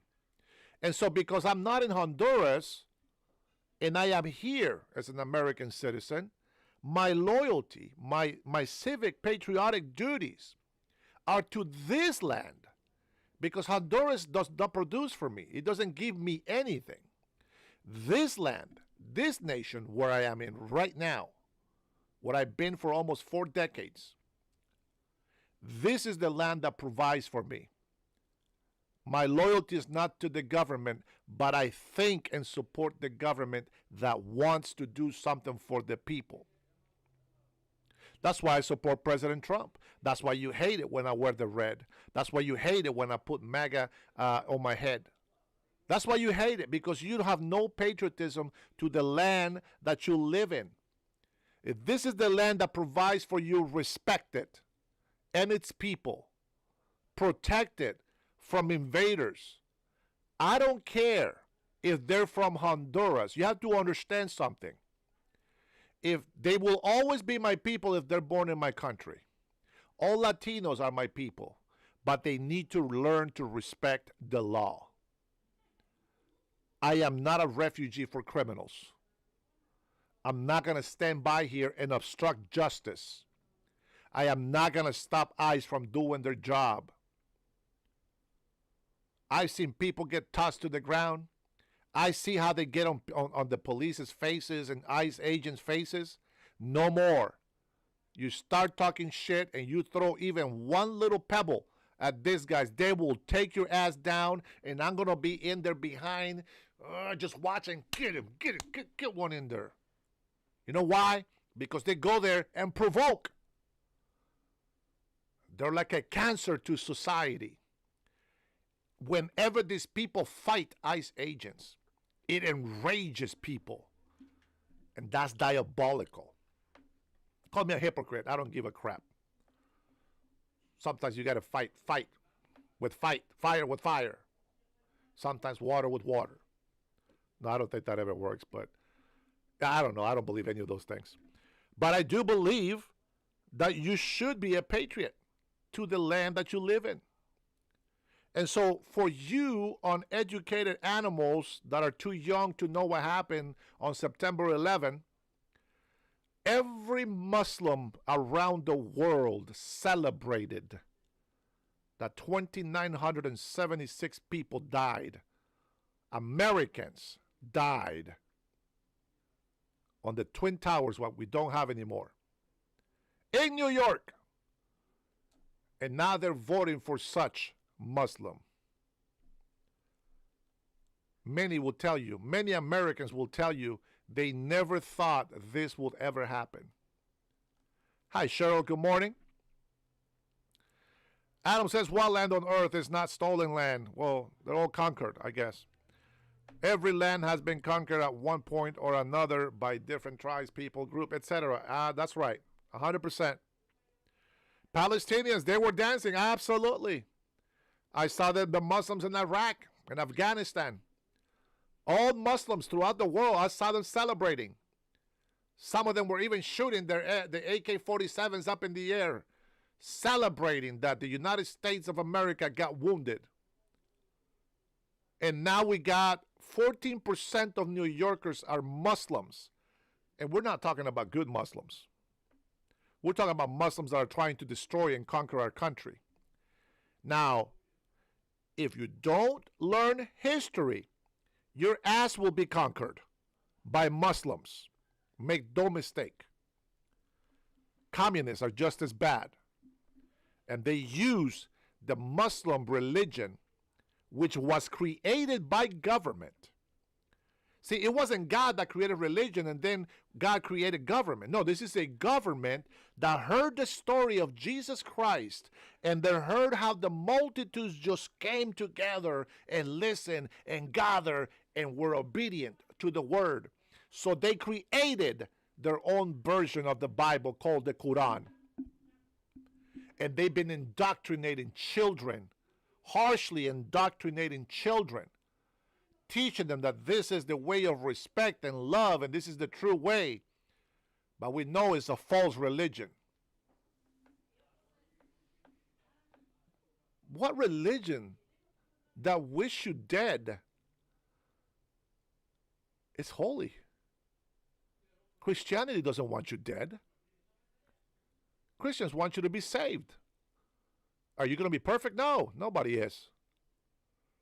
People call me a hypocrite because of the way that I talk, but I talk the truth. I'm not hiding who I am. If I see you hungry, I'm going to feed you. Maybe I'll even stop eating so that you can eat. You don't know me. I've done that many times. You know, I have bought food for myself when I was very, very hungry. But I saw somebody that hadn't eaten and was more hungry than me. And I remember, I was in school, and I saw these two guys. They're twin brothers. and they were not eating. And I asked them why they were not eating. And they said, well, it's because we don't have money to eat. And I said, well, it's your lucky day. I'm not hungry, but I already got this food. You want it? And they didn't even hesitate. They grabbed my food and they ate it. And I thought, this is how it feels nice to give to somebody. Man, I was hungry. But you know what? I forgot about it. And just kept going. And it's like, you know what? We're not going to die. It's good to feed somebody else instead of yourself. It feeds the soul. It feeds your heart. It's a good feeling about it. One way or another, it brings a little bit of pride. And not the bad pride, but the good pride. You see, there's good pride, there's bad pride. I felt good, not because I am a righteous man, but I was proud because I felt God liked that. You see, there's people that use pride because they believe in themselves and not in God. And that is a big difference. If you really want to know how to think, you have to suffer a lot. If you are lucky or blessed, you will learn from the advice of your elders. But if you're stubborn, and the only way that you can learn is by going through hardship yourself, then that's exactly what's going to happen. But remember that at the end of the day, you are the only person that is to blame or that is responsible for your failures or your success. I was always taught when I was learning to be an entrepreneur and got into business and all these, what do you guys call those? Like events, conventions to learn skills, managerial, business-wide, business management, etc., taxes, all this stuff. I was always told to hang out with people that think alike and that I had to be very careful and that I have to distinguish who I wanted to be, not who I am, who I want to be, not who I can change for somebody else. No, who do I want to be? And I'm not talking about mutilating your body. Don't even go there. I don't believe in this transgenderism bull crap. You got a penis, you're a male. You have a vagina, you're a female. It's that simple. Everything else is just the way you think. But what I'm saying is, if you want to be a criminal, you're going to go hang out with criminals. If you want to be educated, you're going to partner up with smart people in school. If you want to be a successful business owner, then you hang out with successful business owners. You see, for me, I've done that. I just don't have an envision to be a millionaire. I just don't. You see, I'm happy that I have my family, even though I got my ups and downs in my relationship and whatever. I am very grateful to God because I still have the courage to continue moving forward, even though I can't see in front of me because this world is so foggy. I cannot see in front of me, so all I can do is trust God that where He's leading me is the right way. Will I stumble? Probably. Most likely, I will stumble along the way. But as Bob Carlyle says in one of his songs from a couple of decades ago, we are the saints that fall down, but we get up. We fall down, we get up. That's who we are. Nobody's perfect on this earth. But I can tell you what the difference is between the good people and the bad people. You see, you can call me a hater, a traitor, a bigot, and all kinds of names that you want to call me. But what I'm asking for is for the protection of the United States of America. People need to rise up and protect this nation. There is a lot of old folks that cannot go on the street and be strong enough to go and fight. And I don't mean fist-like. I mean fight with real protest, not blocking streets. But to be able to get out there, go vote. There's a lot of elder people that are taken advantage of. Because a lot of elder people, they're slowed down in their life. They want peace. They want good change. And a lot of them, they don't go and spend the whole day listening to news and watching all kinds of videos and channels and listening to politicians for hours at a time. Not everybody does that. So there are some things, I don't know everything, but I know a lot about everything that I care to talk about. If I wanted to talk about a specific subject, then I will dive very deep into that subject. I know a little bit of everything. This is why people say I'm gay, and that's okay. It's not an insult to me. Melody, how are you? Screaming Dove says, nobody believes your BS anymore.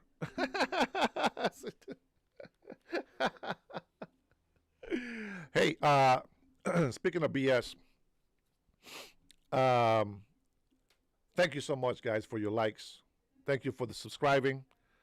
You know, subscribing doesn't make a difference unless you are really active and that you are really fighting for this country.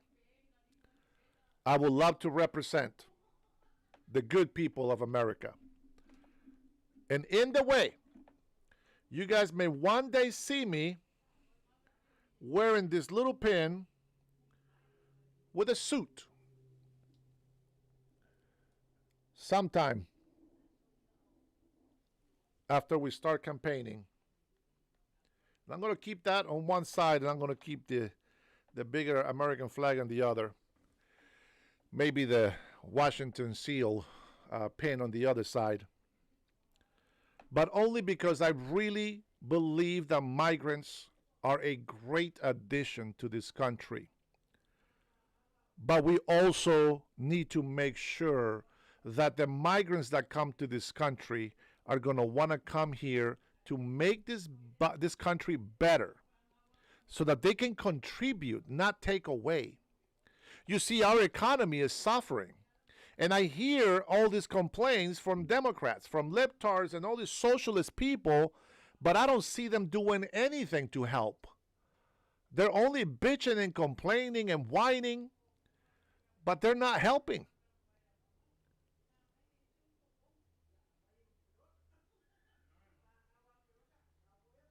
Oh, man, it's about time you guys got me 10 on their health. We need more subscribers, some super chats to bring that health down. I want to see a new king in this chat. I want to make sure that thing works. If I do something in there, we'll make it positive, so I'm not trying to touch it.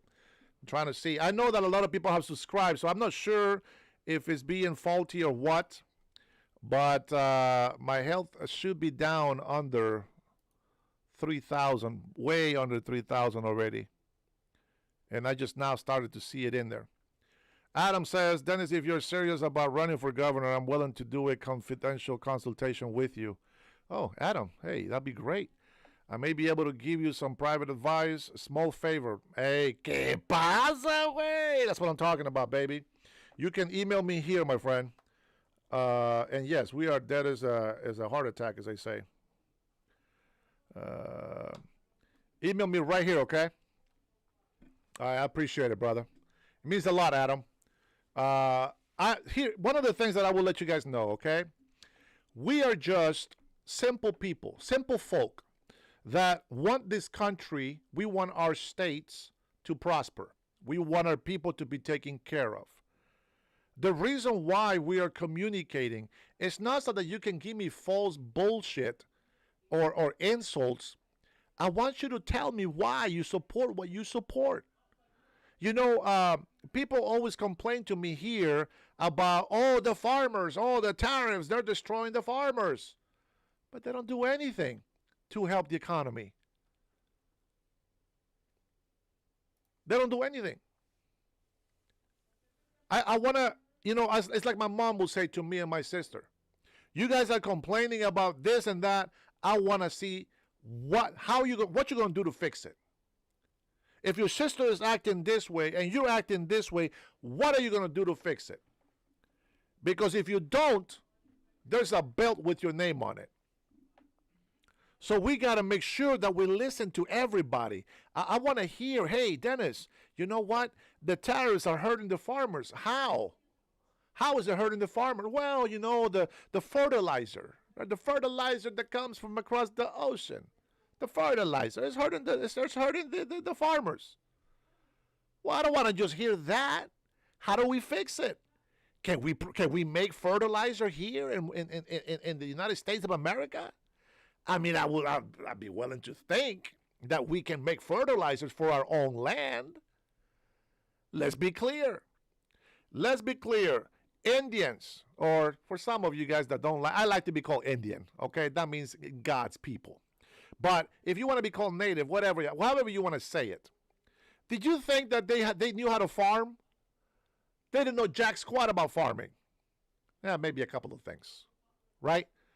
But it wasn't until the white men came to here, until the foreigners came to this country, that they learned how to create farms.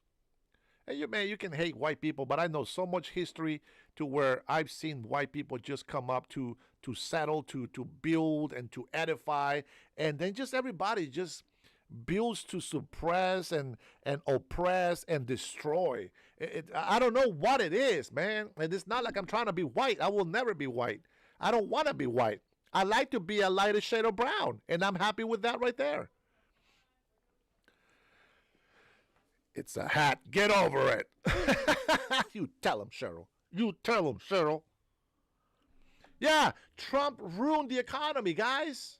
He built his hotels. He went bankrupt, and he still has the hotel. He built his casinos, went bankrupt. He did. Tell me, how would you have fixed that problem? Tell me how you can help the farmers. Give me some information. Give me some feedback. How can you help the farmers? Tell me what the farmers need, and then let's try to work for that. Here, I'm a big believer of this. Listen, this is how I make my living here. Giving you this talk, giving you this entertainment, giving you some news, a little bit of politics, a little bit of religion, a little bit of story time, a little bit of advice in life that I have experienced myself. But this is how I earn a living, entertaining you, and at the same time telling you the truth. It's what I love to do. I hate being told what to do. I like being free. And if this wasn't going to be for me, then I'll go and then whatever, move to a different state, find a different job, whatever it is. But this is my passion, and this is what I'm going to do. So what are you going to do to help? You know, I really admire Mike Johnson, but let me tell you why I admire Mike Johnson. If you were here, you must have seen the video. He donates his salary, $253,000. He uses extra money to be able to pay housing for veterans, over 70 of them. One guy, one rich guy, by the way.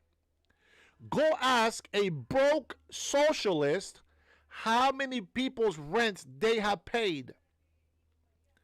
Go ask them if they were able to donate their salary to poor people.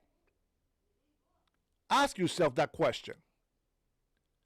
I'm not trying to, like, I know you guys trigger me. I get it. You know you do. It's okay. And I just give you back because my reaction is if you're ditching it, then you should be able to take it, right? So if you come in here with insults, don't get mad at me because I insult you right back. Maybe I should be a better person and not do it, but where's the fun in that? Everybody know, if you're new to my channel, just know I try to be balanced, right in the middle. I'm not going to go and defend Christians over gays. I'm not going to defend gays over Christians. It's just separate thing. You do your thing, but you got to respect each other. The other thing, okay, farmers, what's up? What's the problem? What's happening? Well, I think that we can get rid of transgender classes. I think we can save some money not paying schools to teach people, to teach our children that they are not who they are. We can save a lot of money removing a lot of those stupid NGOs that they have placed in government. Many of them are being audited right now, and they have been embezzling millions of dollars. They have NGOs that don't even exist. You know why they use them? Because the people don't have to vote for that money to be used. They just use it to however they want. So just so you know, when they are voting to increase your taxes, you think that they're doing a good thing, but you don't know what the hell they're doing with your money. Because they say, oh yeah, we got some infrastructure and we got this and we got that. At the end of the day, that's not where the money goes. Bob Ferguson, which is the current governor here in Washington State, said that he was going to use $100 million to make sure that our police officers are taken care of and that we can hire more police. You know where the $100 million went? Nobody knows. But the police didn't get shit. If anything, they were trying to defund them. That's why a lot of the police department is having a hard time finding police officers to actually do their job. Because when they become police officers, they don't even get a chance to do their job. So we gotta figure out, okay, so let me hear some complaints. Okay, so how do we fix this? Sure, Melody, why not? 100%, why not? I'm gonna tell you this. Right now, I support President Trump. I think everything he's doing is great. I see the results. I see the sacrifices. I know the plan. I know the strategy. I trust God that he knows what he's doing. Whether it's to prosper our country or to teach us something, whatever it is, God has a purpose. And I am on board with that. I will tell you, Nayib Bukele, which is a president of El Salvador, it is a person that I admire. Many people call him a tyrant, a dictator. But let me tell you how you know if that is true, okay?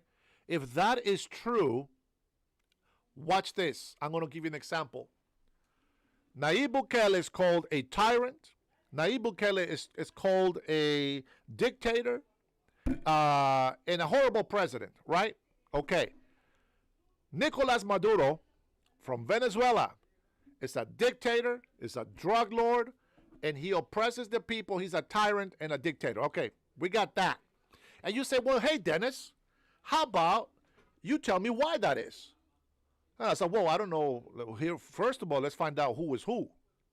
Well, let's go. Nayib Bukele, boom, gathers his whole cabinet and says, hey, I heard from the people that somebody is extortioning. Somebody's taking bribes, and somebody is making the people pay taxes that they're not supposed to pay. So what I'm going to recommend, and he grabs his attorney general, whoever the guy is in charge, and he says, I want everybody in this room, every single politician, to be investigated, including myself. And if you find something in there, we're going to prosecute and remove the scumbags off of our government. Oh my God, he's authoritarian, he's a tyrant, he's a dictator, he's over here destroying the Constitution. Shut the hell up. Let's see what happens. Let the investigation happen. Forget about this weaponizing the government. Then what the hell do we have in government and lawyers and all these other people that we can use to make sure that the politicians in government are investigated? Why not? Investigate every single one of them, all of them. Democrats were over there tapping phones illegally. They were eavesdropping. Back to Nayib Bukele. What's the difference? Nayib Bukele says, I don't want to be known as the president that stole from the people. I don't want to be known as the president that oppressed his people. I don't want to be known to be the worst president in history of El Salvador, which, by the way, Obama told Trump, I'm going to go down as the worst president in history, but at least I will go down as a president. Mic drop. You remember that? Yeah, that was freaking funny, wasn't it? He is one of the worst presidents in history. But that's not what Trump wants. Trump's dream was to become a president. And what is his dream now that he's a president? To become the greatest president that this country has ever seen. And that's why he works his ass off. And that when he dies, he's going to rest. Back to Nayib Bukele. They investigated the politicians in El Salvador's government. They found out a lot of corruption. They went in there and arrested mayors. What's alcalde? I think alcalde... what's the name for that? Any Hispanics in here? Alcalde, mayor, senator, mayor. Oh my God, I can't remember the damn title. But anyways, they are in government. They were put in jail. They found out the hard way. He says, if you don't return the people the money that you have been stealing from them, you're going to go to jail. And guess what? They're in jail. And he got put away all of the mayor. Thank you, Helio. And he put away a lot of criminals that took families' lives away. Hundreds of thousands of lives this guy's killed. And then you have the human rights people say, oh, they should go free. You know what they were doing in that jail in El Salvador before President Nayib Bukele came on? They had prostitutes come in and visit them. They had parties in jail. They had cell phones. They had TVs. It was a vacation paradise for criminals to go in jail. Not anymore. Now they get a cold cell, which, by the way, down there is not cold ice like here. So they don't really need to have too much over there. But the fact is that the country is now flourishing because he had to go and force these people as an authoritarian, had to force them to leave their people alone and to have peace. Now, 90% approval of the government. All the people of del pueblo, they come and they love him and they give him praise and they thank him for everything. Now, that's number one. How do I know he's a good president, not a tyrant, a dictator, like the people say?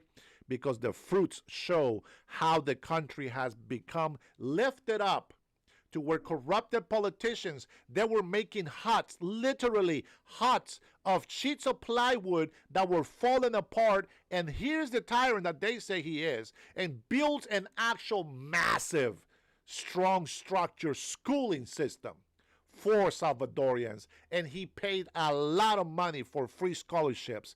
By the way, he is a business owner. He doesn't get paid to be the president of El Salvador. And none of the family members, because they are all business people, company owners, they all work for free to serve the people.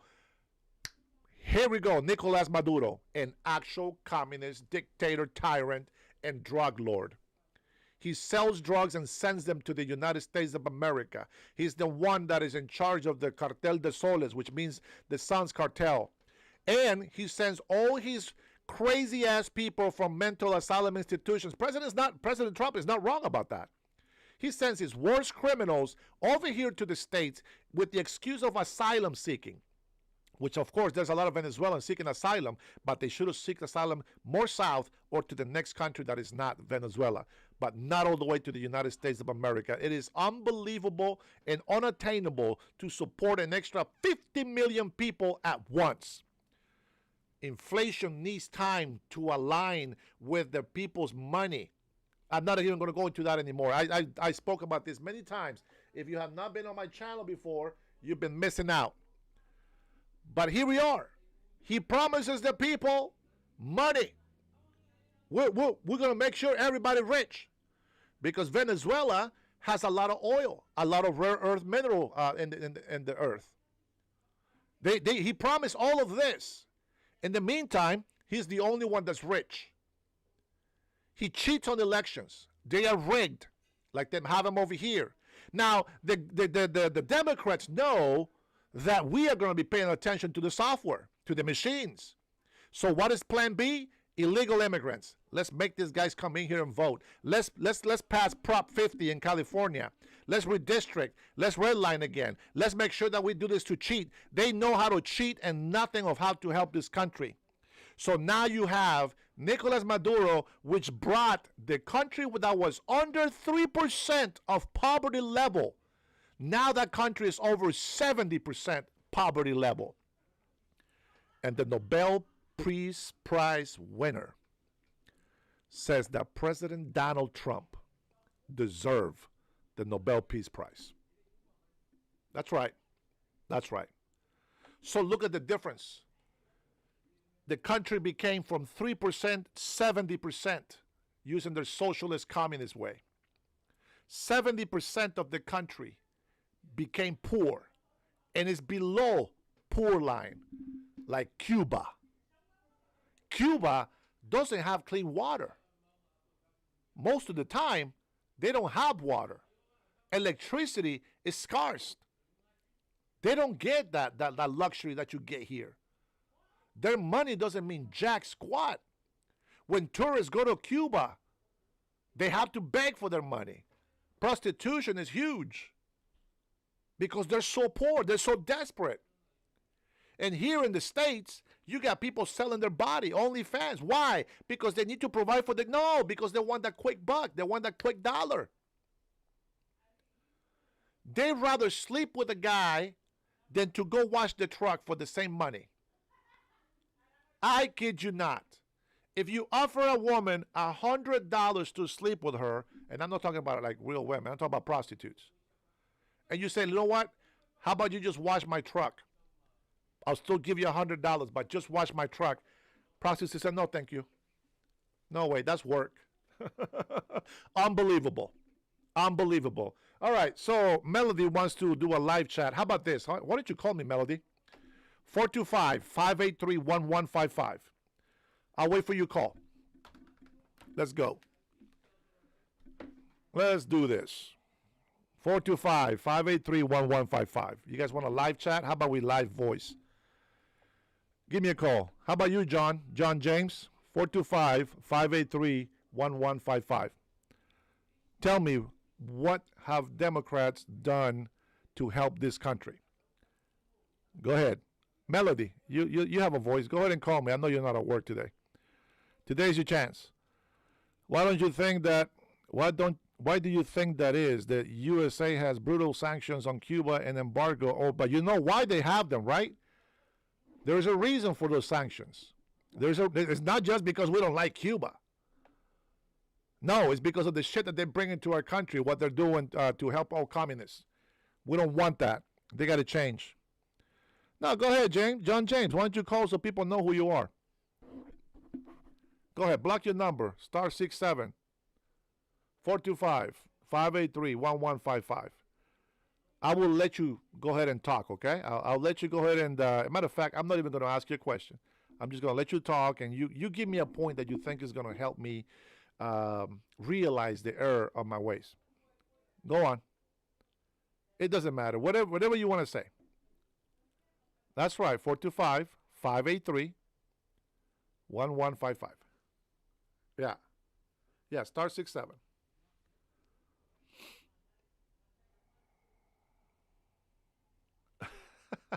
It's so like slow, dude. Come on, you can do it. Okay, all right. What can we do to help our farmers? There we go. That's the question, okay? What can we do to help the farmers? All right, who's called? Oh, they hung up. What can we do to help our farmers?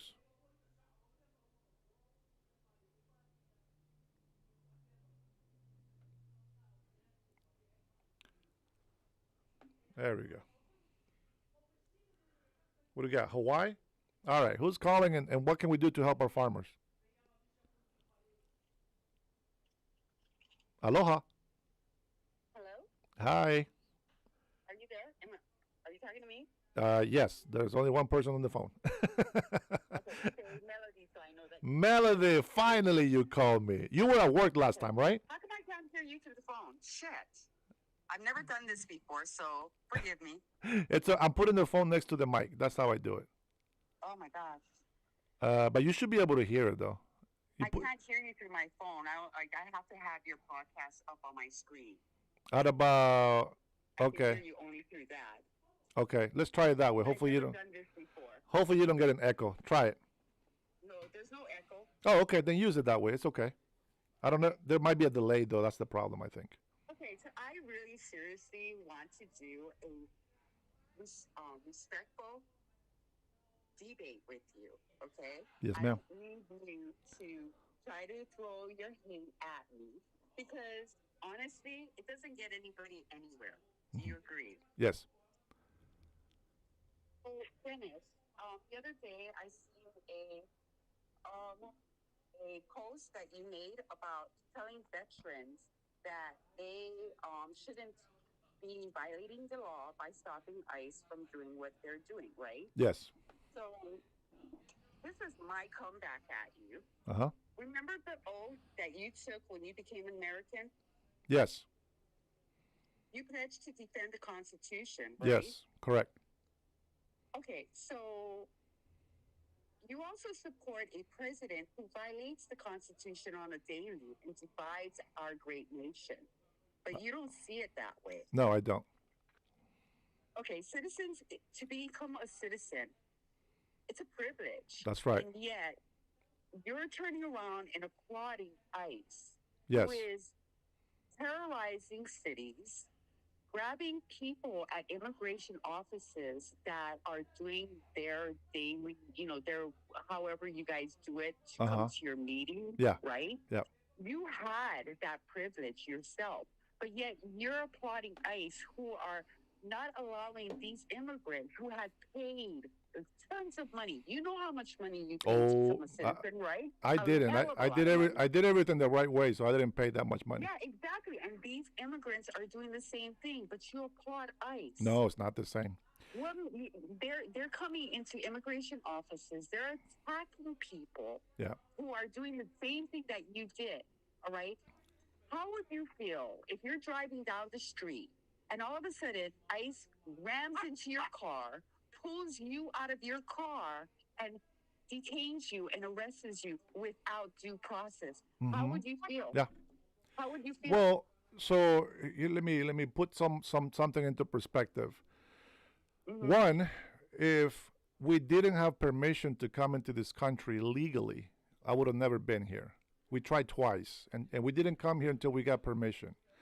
I was never illegal. We never overstayed. We applied for a green card. We got it. I had my green card for over 2 decades. And then I decided to become an American because I couldn't vote. And I love America. Okay, so that's one thing. Due process in the Constitution, from what I understand, it's a court date that you can have to present your case one time. And you can show, defend yourself in court. But what happens? They are asked, okay, do you have documentation to be in this country? No. Okay. You got to go home. You get deported. That's it. There's nothing more than that. So what have Democrats done? You see, the laws used to be different not too long ago. And I remember this because I've seen cousins and family and friends being deported because of these laws. But they stopped being implemented. So now it's news to people, but not to me. I know the oath that I make. These people that come here illegally, number one, they commit the first crime is crossing the border illegally, which is a federal offense, makes it a crime. And then they work here without permission, which is also a federal crime. You are not allowed to work in this country. And then number three, they go and use fake social securities and fake identifications, and that in itself is a felony. With that being said is, the people that have gone to court and they present the paperwork and they show that they were illegal, there is already from that date on, they have an order of deportation. Unless they are able to find way to get papers to stay. So Democrats, especially on sanctuary cities, have been violating federal law. They will get caught eventually, but they have been violating that law. So when you see these people in court, that's not the first time they go to court. Now, with that being said, that right to go to court. Well, they're not. They're getting pulled out of their cars. Yes, that's what I'm going. I'm going there. Illinois, a lady was rammed. Her car was rammed. She was pulled out of her car, and she was assaulted with guns in the air, threatening to shoot her without evidence. Okay, and she's an American citizen. She's not an immigrant. She's an American citizen. They're being profiled for the color of their skin. Melody. Okay, that's harassment. That's the videos that you watch. That's the videos that you watch. But what you're not looking at, it doesn't matter. It doesn't matter.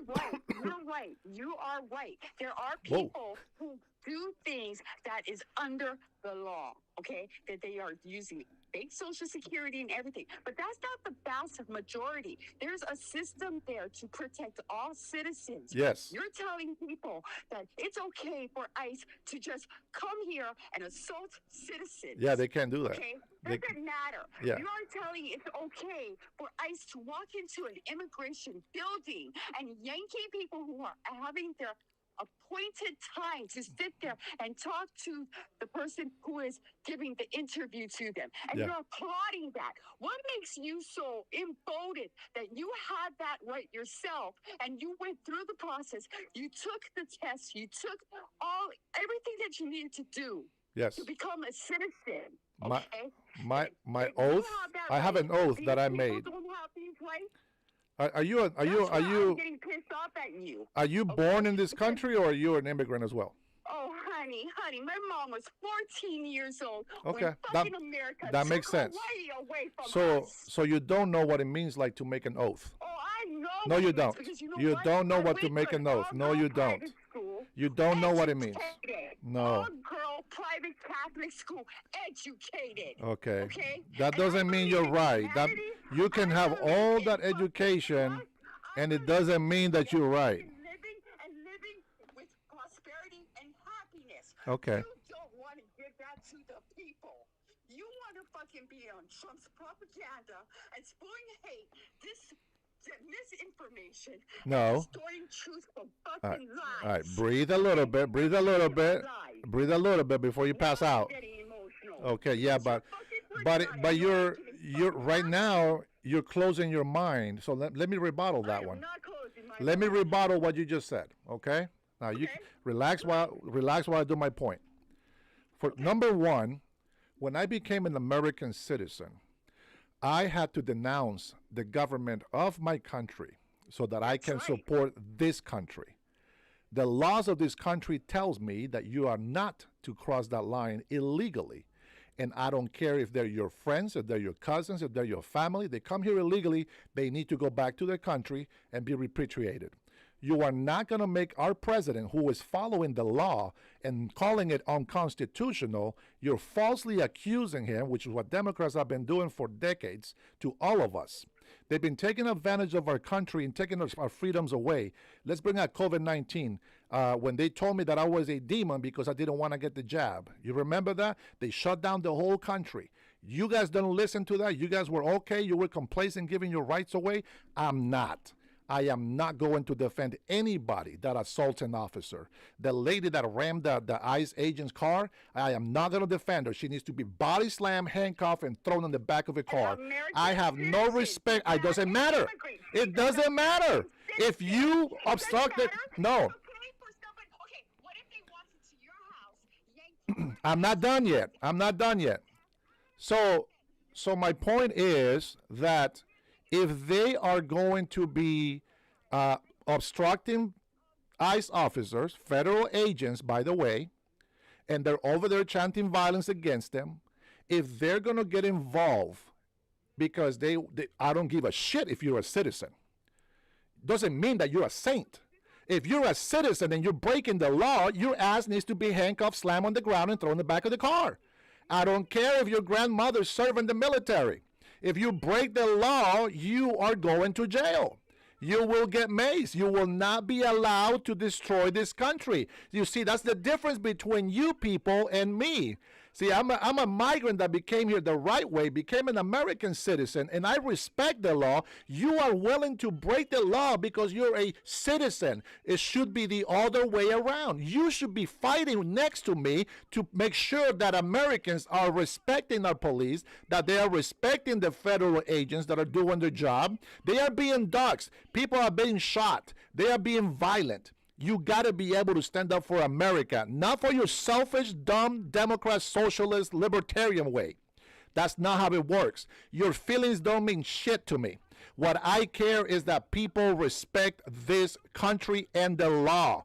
If you're going to be an American that's going to go fight for illegal immigrants, then your ass needs to be in jail as well, because you are opposing federal agents from doing their job. You just can't do that. You think that you're entitled because you're American. Well, let me tell you something. You are not entitled. You are also bound by the law of this nation. And if you don't like it, then get the hell out. If you're going to be living with illegal immigrants, why don't you go move to their country? Why don't you learn to defend your American people instead of coming over here and being mad at people for doing what you're supposed to be doing in the first place? How is it possible that I love this country more than your entitled ass that was born here? 14 years they stole my land of Hawaii. Shut the hell up. You are in the United States of America. Hawaii is still part of the United States of America. Your land hasn't gone anywhere. If you cannot afford to live there, go find a cheaper state. If you are not happy where you're at, move somewhere else. It's as simple as that. I give you a chance to tell me your part, and all you want to do is just cry and get emotional and start defending illegal immigrants. That's not how it works. A lot of these people, the reason why they're coming after them is because they have been missing court appointments. They have a reason to be deported right away. They have been overdue, and you people keep defending them. You guys keep delaying the process. Well, guess what? We're not playing that shit no more. We already got too many millions of illegal immigrants that come to this country, and we're going to fight tooth and nail to make sure that this country stays free for the American people, not for your illegal friends. That's not how it works. You know what I tell my illegal friends? I tell them, hey, man, you better self-deport before you get eyes on you. And all you people that keep saying you're going to send eyes on me, by all means, bring it on. Bring eyes on me. That's fine. I don't have a problem with that. But I will defend America until I am gone. You understand that? America first. America first. You are guilty of all those children that have been smuggled into this country. You are guilty of all those women that were raped on the way here. You are guilty for all the women that are being used to prostitution to pay the coyotes for sending them over here. You are guilty for all the illegal fentanyl that has been trafficked into this country. You are guilty for allowing Mexican and Venezuelan cartels to come into this country to destroy our nation. You are guilty. Their blood of the innocent is on your hands, Miss Hawaii. Thank you so much for your time. I appreciate the call. All right. You guys cannot say that I did not give her a chance, but that's exactly how I feel. How are you going to defend? I don't care if you're a citizen. That is irrelevant. If you are a citizen, you should be respecting the law. If you break the law, your ass is going to jail. Man. I know, man. I know. What's crazy is, what's crazy about it is that they are helping them, right? The Somalis. They're helping them to get their agenda across, right? But they don't even give a shit about them. They don't care. Listen, all I've seen from Democrats, it's that they have is, thanks for the chat. Hold on, Ralphie. They have food stamps to give them, and when that's not enough, they turn against them. So what do they do right now with the Americans? They throw them to the wolves. Why? Because they make money. You think this $1.5 trillion that we took off the big, beautiful bill, using democracy, by the way, do you think that that is the way to bring down the government, to bring down the American people to their knees because they think that President Donald Trump is a king when he is the only one that is actually fighting for the United States of America? Ralphie, call me, 425-583-1155. You better let me talk after you make your point. Go for it.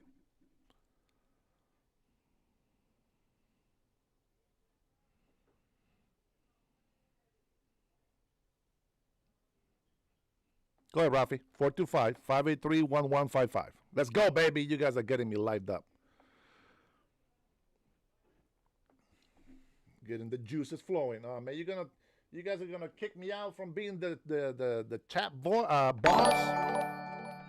Yeah, I see that. I'm down to, how much health do I have left? I can't tell on my little screen.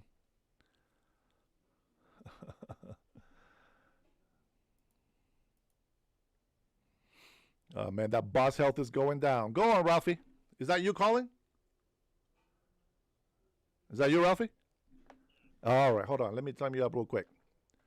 All right, what's your question or your comment? Man, I've been watching your show for a while, man. It's crazy that you always blame just Democrats. It's actually both sides, bro. Yeah, it is, but right now Democrats are not doing shit to help. I mean, from the very beginning, it's not just the Democrats who are allowing illegals in. It's the UN as well. Yeah, I agree. International Organization of Migration, if you actually look it up. Yeah. No, I believe it. Funded all the illegals Yep. to come here. That's why. That's right. You see people from Africa. Yep.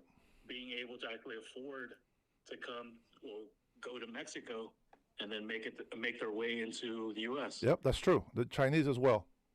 Yeah, a lot of Chinese is funded by China. I mean, China does all that. But Yeah. countries like from the Middle East, stuff like that. It's Yeah. not just. No, I agree not with you. just- That's 100%. It's true. You're right. So, if you think about it, why are we allowing outside organizations, stuff like that, to actually interfere with us? Yeah, And we no one shouldn't. ever brings that up. You never bring that up on your show. You just blame the Democrats. It's not just the Democrats. It's outside places like I hate to bring it up, but Israel. Israel has Of course. organizations. You laugh, but Yeah, it's true. yeah, because I hear a lot. Yeah. Has organizations that supposedly they're not involved with the government, right? But they Yeah. are. Yeah. I believe that too. actually help I believe that fund too. help fund people come to the U.S. In Mexico, there's been plenty of videos where you see actual like Jewish encampments helping the illegals make their way here. Yeah, I believe it. So it's not just one side. Yeah, no, It's actually it's not just not one side, but so I don't know. See, maybe I'm not getting it across the right way. So the reason why I support, just so that you know, okay, because if you're not on my channel all the time, you don't hear all the time. But the reason why I support Israel is not because I believe they're perfect people, or they're perfect government, or they do everything right. No. I support Israel with peace.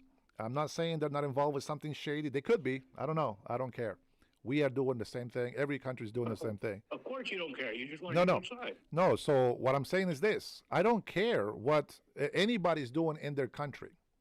What I care is the Bible tells me that I'm supposed to support Israel, and that's what I'm doing. God knows what he's doing. Now, if I support the United States, see, now you're laughing, right? Because you think it's dumb what I said, but listen to this. Here we are. I'm a migrant that came here the right way, right? Never broken the law. I became an American citizen. Here I am, with plenty of Americans that have fought for this country, that love, respect, and honor this country. And in this country, we have all these millions of people that are also American born, that have not done anything to better this country except whine, bitch, and complain. I don't mind if you whine, bitch, and complain, but give me a solution. The way that our parties are supposed to work, okay? They're supposed to compete against each other to see who can do a better job to serve the American people.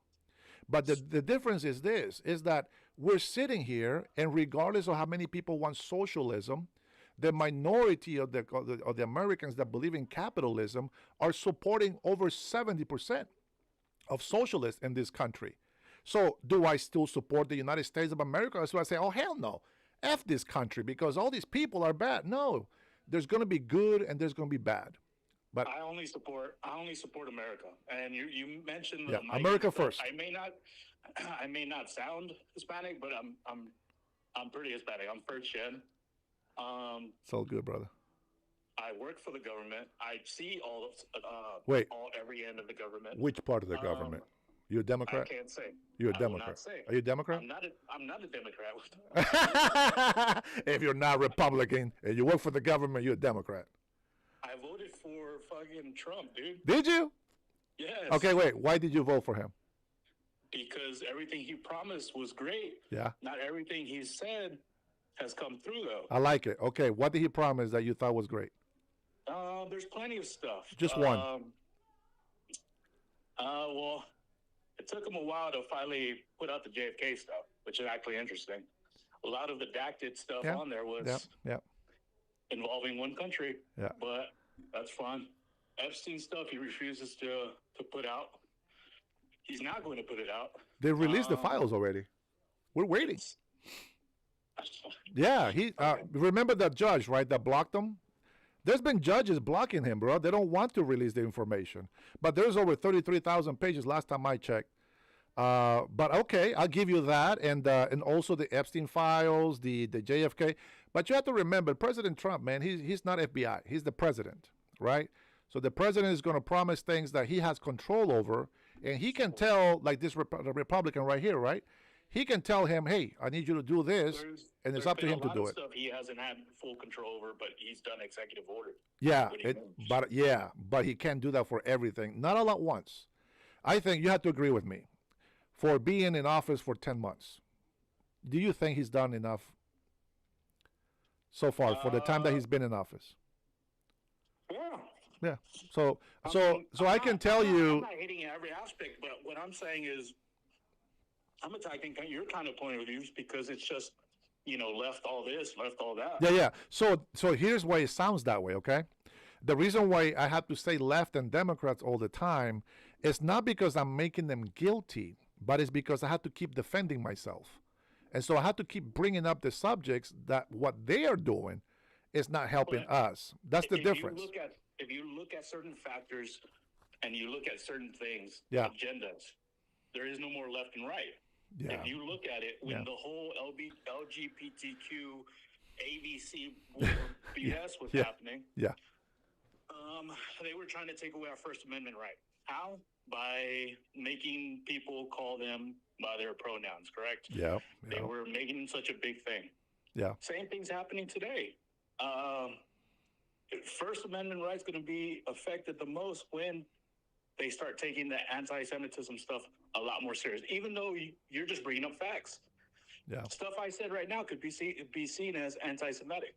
No, I don't think so. Well, I don't. They might take it that way. I don't think you are. You have to, if it's a fact, it's a fact, brother.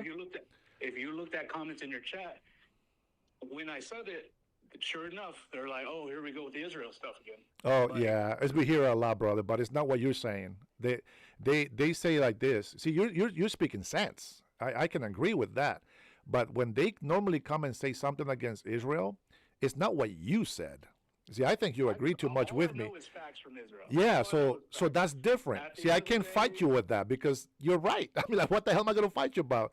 But here's the problem: the people come in here and they say all this nasty shit about Israel, and then they say, "Long live Palestine." That's why they have a problem with that, because they will defend one side, but they don't call what the side is doing bad, right?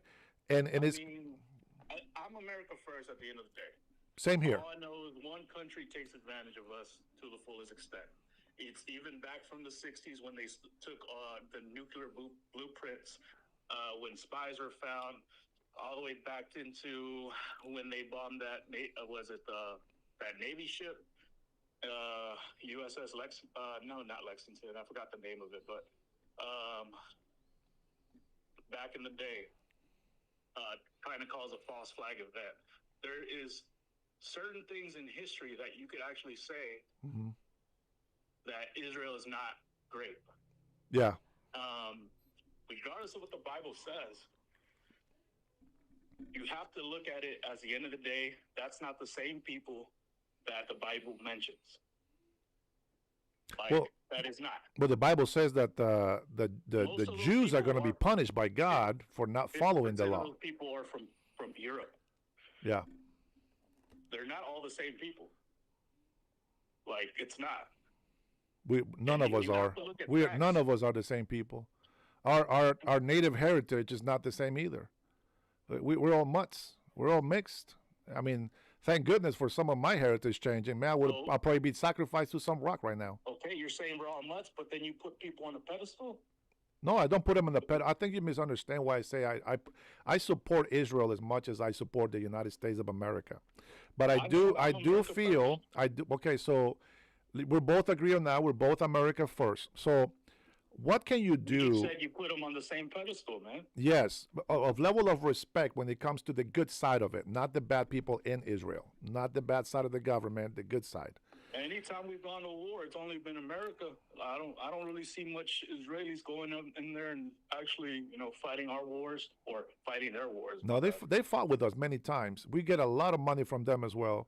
They buy our missiles. We buy their technology. We go back and forth.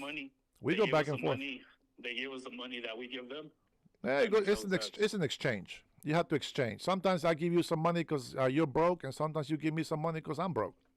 It's a little exchange. So when it comes to most of their money is our money.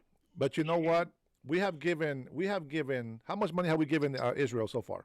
Let's see if we know that. Trillions, man. If you're how many? Back all the way to win. Yeah, how many? Is it trillions or billions? I can say trillions. I think maybe one point something. 72, 78, I think it was. It's over 5 decades, bro. Almost 5 decades. Let's see if anybody can put that on the chat on here.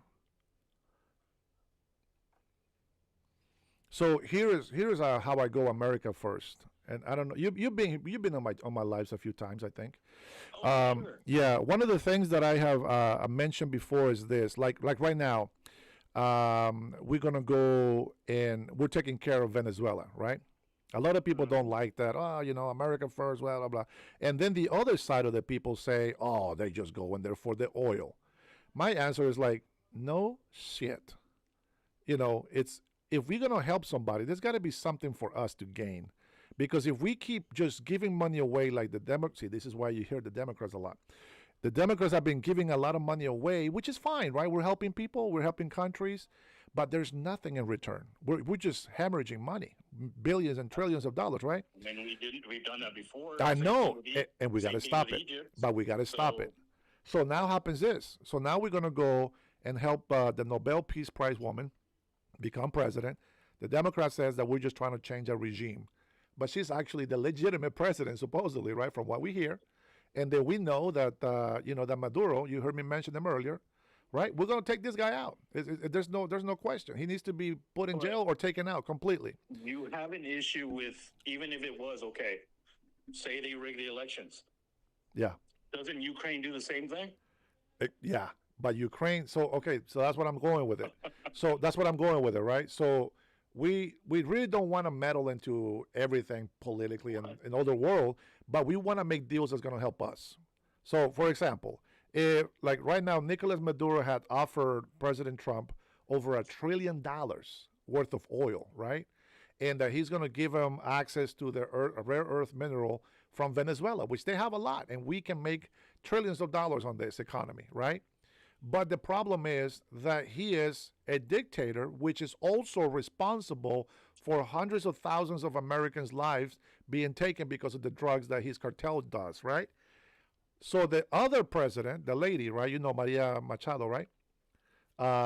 She's going to be president, and she has been telling us it's been a while, over a year now that I've been hearing this, that she's in hiding. But this year when President Trump became president, she said that she was going to give us access to the rare earth minerals from Venezuela and also trillions of dollars. Well, I would probably just say one, but you know how Hispanics, we exaggerate. And that she's going to give them over $1 trillion worth of oil for helping Venezuela. Well, there's a benefit for us. So, yeah, it makes sense to go and meddle over there. We're defending ourselves. We are defending them. And at the same time, we are making peace for Venezuelan people. Maria says that she wants all her children back. And she's talking about el pueblo, And so I'm with that. Now, with Ukraine, what did Biden do? Biden gave Putin the go-ahead and attack Ukraine. And what do we give to Ukraine? We give Ukraine $196 billion to help them defend themselves. But you know what we got from Russia? We got nothing. You know what we got from Ukraine? We got nothing. And then with the tariffs that we had to put across the world, there is a strategy for that. And China, look at China. If you look, see, this is what Democrats will, I watch their media. That's why I say this. I watch their media. And the Democrats on MSNBC especially, they say, look at President Trump's face. He's forcing it like he's got a friendship with Xi. Xi's face is defeated. he is not happy. He is forcibly holding his hand because he knows that he's got nowhere to go anymore. And he made that trade deal that for the next 3 years, we're going to be selling them soybeans, right? This is what the farmers wanted, right? So now we're going to be able to trade with them. Now we're going to be able to get those Chinese products that people want over here at a better price, probably not as cheap, but at a better price. I find it amazing that people complain about how many toys they're going to give their children for Christmas instead of saying we're going to have a nice dinner and family time together, and we're going to teach them to love and just play games and just spend family time. Instead, they want to buy them cell phones, laptops, tablets, so they can go over the little corner and spend their segregated time without knowing what the hell family really is. And when they don't get this gift, you know what I'm saying? You know where I'm going with. It's a lot, man. You know. I know where you're going with it, Yeah. but it really doesn't matter. I've always known China's economy to be exaggerated, being that their economy is based off ours. That's true. Yeah. We are the biggest consumers. No, we made them of the rich. world. Absolutely. We made them rich. Yeah. So if we stop buying, immediately their economy starts shutting down. As far as manufacturing, not everything else. Yeah. But Here, I'll give you this, Ralph. So give you a little piece, okay? What I want to hear is, I don't mind people bitching and complaining. You've seen all the racist names they call me, right? What I want to hear is this. If somebody has a problem with what I say, give me a solution. I want to know. If there, because, you know, like the way you're talking, Ralphie, I don't think you're fighting me at all. Like what you're saying is true, and I agree. I just have different ways to go about how to fix it. You know what I mean? Because I feel like when you bring up the stuff about the migrants, it has nothing to do with. Okay, so who even funded them to come here? Yeah. And that's the thing that we should be talking about. Mexican Democrats.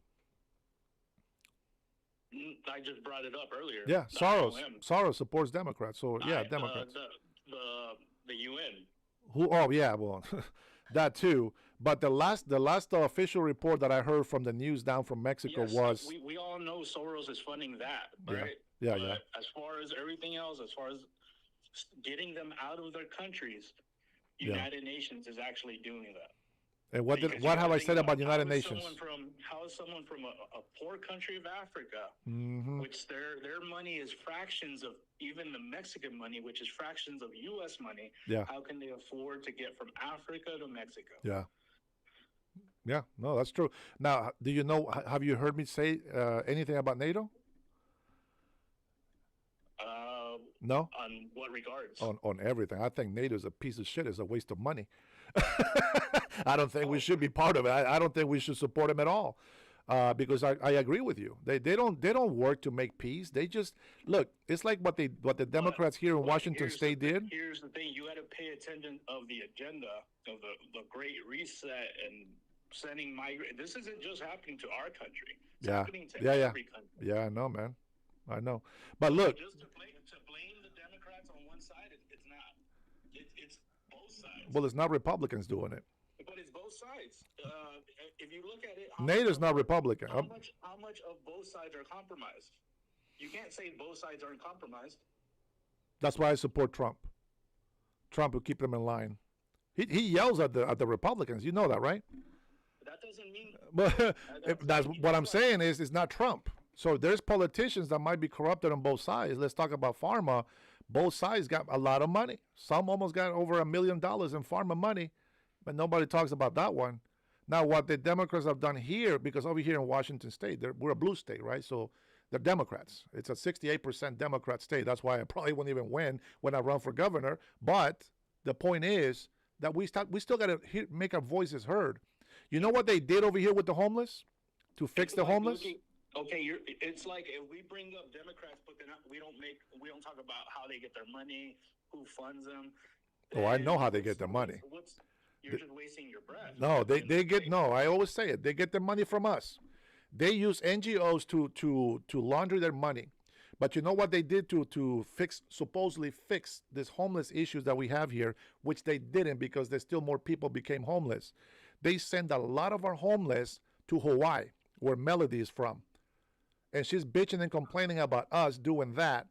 But in this state of Washington, this blue state, they send a lot of homeless people to Hawaii because the weather, whatever. That's very common. That's very common. I know, but they shouldn't. You could go to any city. I'm sure each chat will see that their city sends and buses. Yeah. That's been happening for decades, man. That's not just new. That's not new to me. That's not new to anyone. But that's what we're saying. That we're sick and tired of seeing that shit, and now we have to say it. So, trying to address everything that's been happening, brother, for many years, for decades, man. Of course, we're gonna look like the assholes. That's just the way it is. But just so you know, for me, looking like an asshole at the end of the day. well, I am. According to the chat, I am, except for my patrons that support me. Just pointing fingers at something that's been happening for decades. Each president has gone in there, done the same shit. It's not just one person. It's been multiple people. Yeah, no, that's why we're pushing hard now, man. It's really what I don't understand though is like if I'm standing for America first, like you say you're America first as well, so I will assume that you are against illegal immigrants. For sure. You know what I mean? It's just like, how is that evil? I mean, you're just repatriating people back to their country. You're not putting them in jail to suffer until they die. We're not making them slaves. America has a visa program that they could actually apply for, and it's a working visa. Same thing. It's seasonal. Some of them are longer. Yeah. I've seen it used. So for people to complain about it, it's done. You know what happened here in Washington with that? And there it's an ongoing investigation right now. But what happened over here is that we have so many illegal immigrants that came to the sanctuary cities here in Washington, that a lot of the migrants that have permit visas to work in the farms, they're fired. They don't get benefits, they're fired, and they hire illegal immigrants. There's a lawsuit going on right now with some of the farmers, and yeah, it's crazy, man. Like I said, you hear all kinds of stuff from different people. If God allows me, bro, to get in office, bro, you're gonna look at me like that guy's a tyrant. Let me follow him. Same thing's happening with the CDL drivers as well. Oh, dude, that's crazy. Yeah, I haven't even touched that one yet. It's different facets of the government that are getting screwed over. Different state government, federal government, everything. It sucks because it's almost like the American people are at war with these people who we put in office to represent us, but there's none of that's happening. Yeah. Well, dude, I've seen people, getting arrested and stuff. It doesn't look nice, man. It plays with my emotions as well. But, dude, it's like, hey, man, you knew. You know what I mean? It's like, you broke the law. Yeah, it's all I can do is sit there and watch. And I'm telling you, my emotions inside are like, man, like you don't want to, you know what I mean? Like, what do you do? Like, you have to just take it. There's no, there's no emotion for me because the law's the law. At the end of the day, again, damn, Ralphie, America first, man. You are rough, bro. Hey, man, I'm being honest. Hey, no one pays my mortgage. No one, Oh, that's what I'm talking about. Let's go. At the end of the day, man. That's right, baby. So that's why I see it from both sides. I try to, man. I try. And I see it too from the Republican side, sending our money as well to other countries and shit like that. So I agree with that. I have an issue too. It's not nickels that we're sending over. Yeah, I know, brother. But this is my excuse is like at least Trump is trying to make that money. Democrats are not making the money; they're just spending it. And what I always tell people, I always give them a chance, right? Okay, tell me, like you gave me a couple of things. You finally somebody gave me a couple of things, right, that I can agree with. But every time I ask somebody, okay, well, what have Democrats accomplished? There's nothing. Cricket, silence. Nobody wants to call. Nobody wants to talk. And then it's like, okay, you tell me what Trump has done. Oh, secure the border. Very simple. You know what I mean? It's like you can't really deny that. He's done a lot of good things. But, yeah, may he exaggerate sometime? Probably. But, like the lady Melody that called in all pissed off about Hawaii. Bro, she didn't do shit to stop the homeless from going to Hawaii from a blue state. So why are you going to attack Trump for doing his job over here? If people don't respect the law, we're never going to have order. This country is about law and order. I tell you what, I don't know if you were here for one of the stories, but I called my growing up brothers, mi hermanos allá en Honduras. And I called them FaceTime Well, it was on a messenger chat, video chat, and he was like, oh, he's laughing at me, right? Because he's like, he's telling his nephew, which is a cousin from my nephews, and he goes, oh, this guy is a Trumpster, and he's like, hey, Dennis, this guy hates Trump, and I was like, oh, let me talk to him.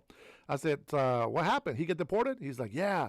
All right, let me talk to him. Let me hear from him. I wanna find out what's going on with his experience. He said, and what he got on the phone, right, face to face with me. I said, you hate Trump? He's like, yeah, well, no, not anymore. He said, I was mad at first, but I got caught with alcohol in my car, and they knew that I was illegal, so I got deported. My wife, she's from Nicaragua. They're gonna let her, give birth to our son over there, and when they give birth, she's gonna come over here. But he said, but you know what? Honestly, I'm actually glad that I got deported, because I've been able to come back home. I didn't know how much I missed it. I'm not te estoy mintiendo. It's the honest truth. He It's said, a sad life. yeah, It's a sad life. he says, I didn't think that my country was as beautiful as it actually is. And he said, I was able to come back and start my own business again, he says. But this time, I feel different. So, do I hate him? Bro, I don't like him, but I also don't hate him. And so that's a true story. And I'm just like, wow, that's what I'm talking about. That's why I don't feel bad for Mexico, right? Yeah. A lot of people Mexico feel is bad beautiful, for my man. Mexico. Okay, so Mexico is right next to the biggest consumer of the world. Yeah. Yet your country cannot make something of itself as far as manufacturing, which Come on, baby. I know, they do have, but the corruption gets in the way of it. Yeah. Well, we know that. President that you want to put, what's his name, Fox? Yeah, President right now, Presidente Fox. Yeah. Whatever president you want to put in line, it doesn't matter. The corruption has gotten in the way. Yeah, that happens, bro. It happens too much. It's sad to see. Oh well, man. But the thing is, if the Mexican people actually stayed in their country, actually voted on things, and actually try to make a difference. Oh shit! Did you hear what happened just recently? Wow. One of the alcaldes. Where's he from? Morelia. One of those. He was very outspoken about the cartels. Yeah, he died. Yeah, they killed him, right? And I was just like, dude, what the hell, dude? Like, they're screwed, man. And I know Claudia said that she was like, the whole strength of the force, and like, lady, you say you want to hug them. That's the issue I have with them, because how much people died? I think it was like 49 candidates died running or something like that. Yeah, I think so. 47, I think. And she wasn't one of them that died. That's not fishy. Well, they bring over $56 billion every year, man, in money to Mexico. Hey, man, I'm just gonna say she's a certain person. You know that, right? She comes from a certain group. I know, man. There was this one video. People can hate me for this, but I saw this video, right? There's a guy recording these two kids on the street. You know how those kids in our country, they kind of like dig around to fill potholes on the mountains. Mm-hmm. Okay. Mm-hmm. So there was these two kids in there digging to fill these potholes. And of course they do that so that when people drive, thank you, here's a peso, whatever, right? A dollar, whatever they give them. And they showed her, and she sticks her hand out and just waves at them and keeps going. I'm like, lady, are you going to stop? Give them some money? Are you going to tell them, keep working hard, you're going to make something of yourself? Lie to them about their future. Give them something. Give them a hug. No, she just stuck her hand out, waved, and kept going. And I judged her so hard on that. I'm sorry, but I judged her. And I was like, man, I would have gotten out. I judge on her policies, because if she really wanted to do something, she would do what the president of El Salvador is doing. And a lot of countries are actually doing that. Correct. Yeah. South America now. Oh, Ralphie, what the hell? You're supposed to come over here and debate me, and I agree with everything you say. Maybe I'm just saying it wrong. Maybe I'm saying it wrong. Your aspects of certain things, it's not blue versus red. At the end of the day, yeah, I'm not necessarily either or. Yeah. Right? Because there's some things I could agree on both sides. Yeah. Some things. Well, I want to believe that I'm in the middle. I support President Donald Trump. I think it's funny to have this. You know what I mean? There was a guy, I won't mention his name, but in the 1940s, he said that they're going to try to separate you, right? They're going to try to separate you thinking that, you got to choose between two sides, blue or red. And that's how they divide you. Because at the end of the day, it's about dividing. Yeah. Whether it's BLM, whether it's trans rights, it's always something every 4 years. Yeah. Am I right or wrong? That's right. Yeah.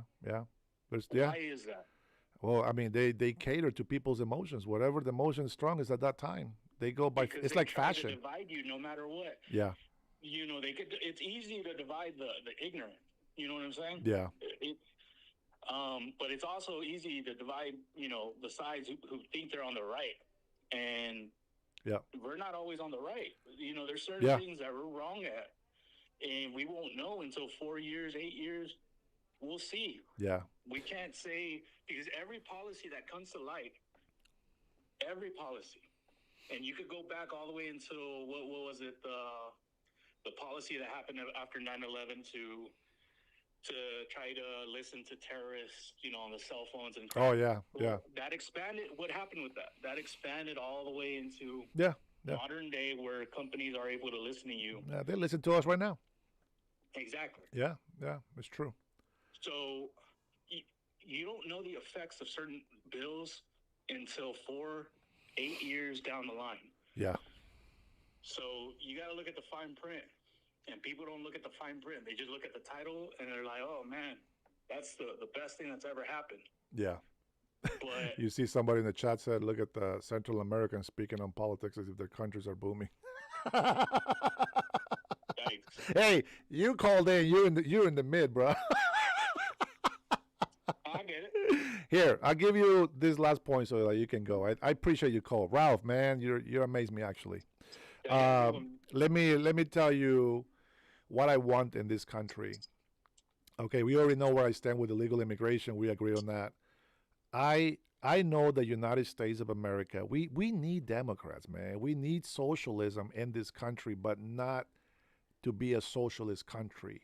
Because, what I have learned is there is people in need of benefits, right? Like right now, SNAP, for example. But there is a lot of people abusing this. So what we're asking for is for real investigations to people that are applying. There should be a real background being checked, not just what you wrote on the paper. It has to be verified, right? We've gotten away from that system. It used to be that way, but not anymore. So the way I see it, right? Make them do something. Don't make like make what? them work 20 hours. Yeah, that's what the big beautiful bill said. 20 hours a week. So that's all. Or not a day, a week. Damn, man, you're a slave driver, bro. Let them sleep, man. Yeah, I know, man. But that's a true Hispanic right here. God dang. Because if you look at it, right, there's multiple facets that pertains to. Yeah. It's not just that. There's, the EBT program, like, yes, there's people in need, but they're also able-bodied sometimes, able to work. Well, it's there for temporary assistance. Like, if you yourself, like right now, boom, you got a lot of money, and then you go bankrupt, bro. You go broke. It's embarrassing, and I'm sure for you to go and say, oh shit, I got an EBT card. Can I get some food? I know that you're gonna feel bad about it. Oh, for sure. But you just be like, dude, I don't want to be stuck on this. I'm going to use it, 3 months maybe? 6 months maybe? But there's people that they think, no, it's my human right to have this money and free health. Well, maybe some free health care. I'm a little biased on that one, but I think that free health care can be a good thing. Why is there free health care for these Congress people? Why is there free healthcare for the people that are making $500,000? Like, I don't know how that works, but you know what I mean? Why is there free healthcare for Israel when we send them money? You know what I'm saying? Yeah. I don't know all the ins and outs. I mean, there's deals. We can only speculate to some point. I do know that we're building a golden dome in here. Like people, I probably forgot about that. And that is kind of like the same system that they're using in Israel. It's not 100% proof, but it has defended Israel a lot. And so we're taking advantage of some of that knowledge. But I do believe that we're getting intel from them and back and forth. And I believe that's what Ukraine, Zelensky, that's what he wanted, remember? I don't know if you knew about that. But that's what he wanted. He's like, hey, so are we still sharing intel or what? But because of the whole Russia thing. I have a big issue with the Ukraine thing. What's up? What's up? Okay. What happened when Hillary was running for president? What happened with her laptop that mentioned all the Ukraine stuff? Did we all just forget about that? No, so we don't. But you don't want me to say it. It just happens. It just happens that when, he didn't win and stuff like that, but Biden wins, and then we just all forget that, Ukraine was in the deal and she was doing all these backdoor deals, and then all of a sudden we send money to Ukraine, and then we ask them, hey, where's all that money going? And they can't answer. Yeah. So same thing they did with, UNICEF, the Clintons, when they were taking advantage of, trying to help out Haiti and all that crap. Oh, damn, they screw Haiti, bro. None of that money went over there. I haven't thought about Haiti forever, bro. You just brought that up. Yeah, I'm a big guy as far. I used to be a nerd as far as politics, and I remember everything, as far as all that. I can tell. You probably know more than me about politics. Shit. You have to pay attention to both sides, not just one side. Hey, get my email, bro. Send me an email. When I run for governor, I'll hit you up. Yeah, sure. I need Hispanic. I need Latinos for Dennis. I don't know if I'll vote for you, Dennis. I'll be honest, man. You'll learn to love. You'll learn to love me. But hey, you can vote for me one day. Yes, sir. Yeah, I believe you do a great job, my friend. You are in the middle as you should be, and I support that. But all right, Dennis, it's been good, man. Thanks, Ralph. We could talk all day. But you have a good one, all right? It's a pleasure, brother. Thank you for your call. You're awesome. Yes, sir. Bless. Dang, I was not guys. I was not expecting that call. This guy. I don't think there was a debate. The guy knows what he's talking about, and he's right about everything. I think that maybe I just. It sounds like I'm against Democrats. I'm not. Let's not forget that I was a Democrat. Let's not forget President Trump was a Democrat. Let's not forget Tulsi Gabbard was a Democrat. Let's not forget J.D. Vance was he a Democrat? I don't remember. But I do know, that there's a lot of Democrats like Mr. Bob Kennedy, that were Democrats before. And it's not that we hate Democrats. I'm not a loyalist. I know that I support Trump, and right now everything is red. But I'd like to feel myself kind of like Ralph that just called. I want to be in the middle.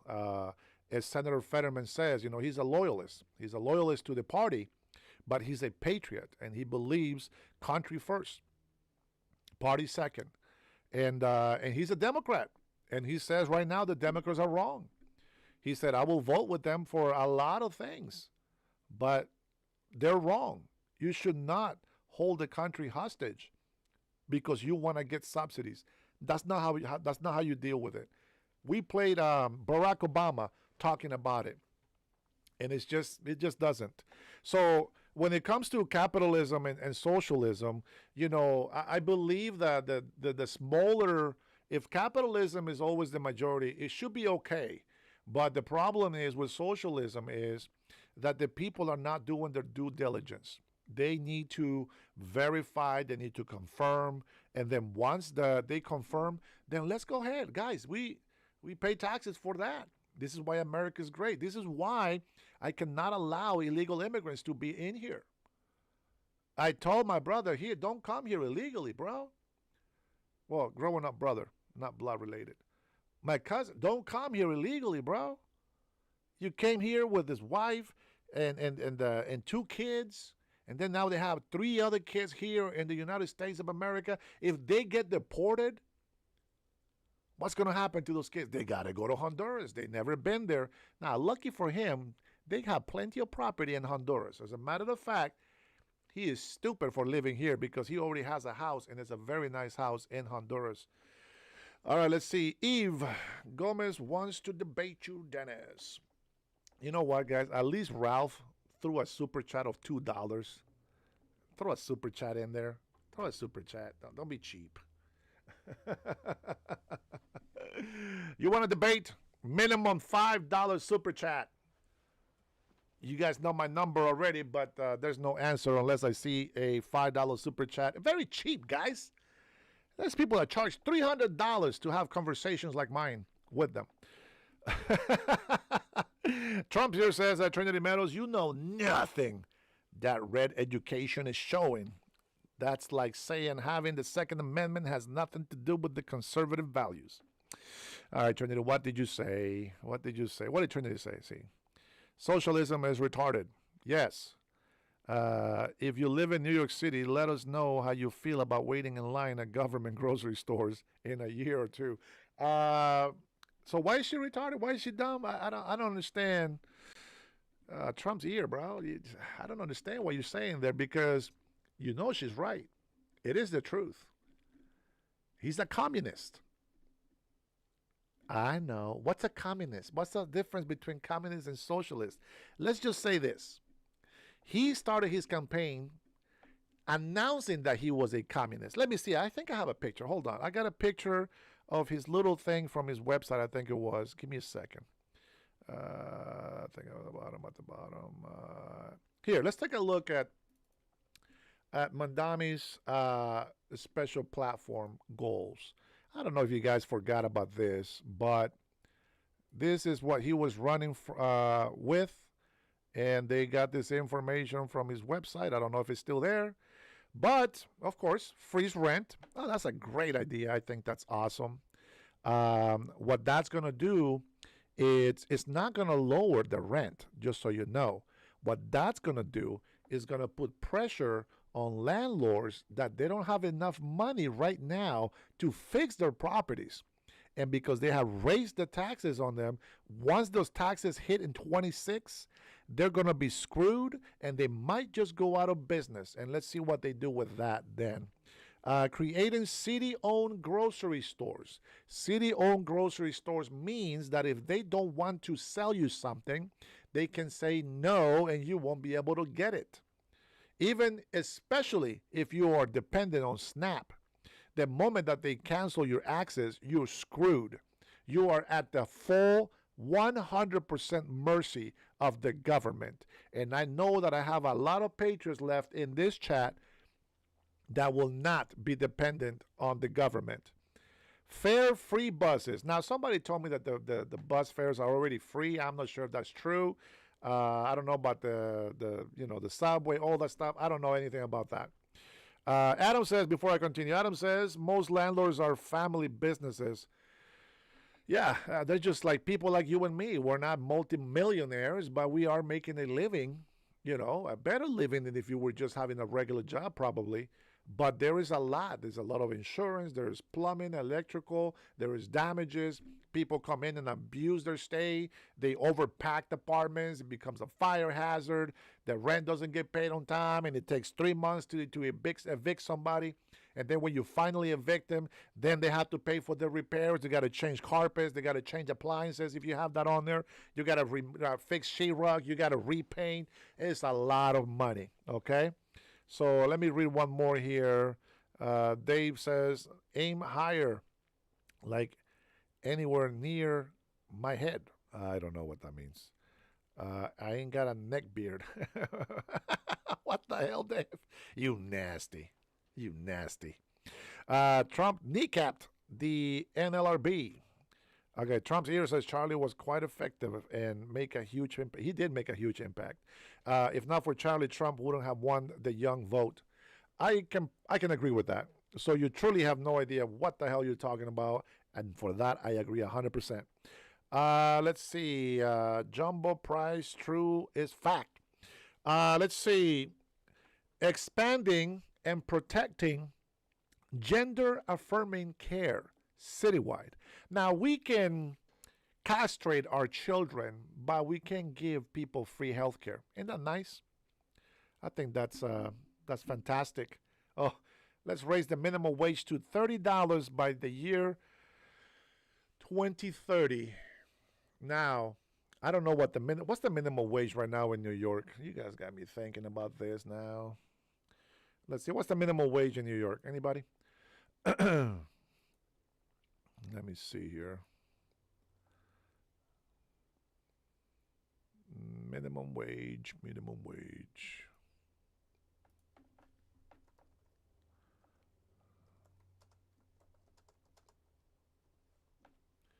New York. Oh, damn. So minimum wage in New York is $16.50. It's about $14 difference within the next 5 years. Well. Good luck with that. Good luck with that. $14 within 5 years. What is that? $2 and change raise every year. Well, I hope they have enough rich socialists to support that. Good luck. I can't wait to see what the prices are going to be for groceries. Oh, that's going to be amazing. Especially when they run out of money to fund their SNAP benefits.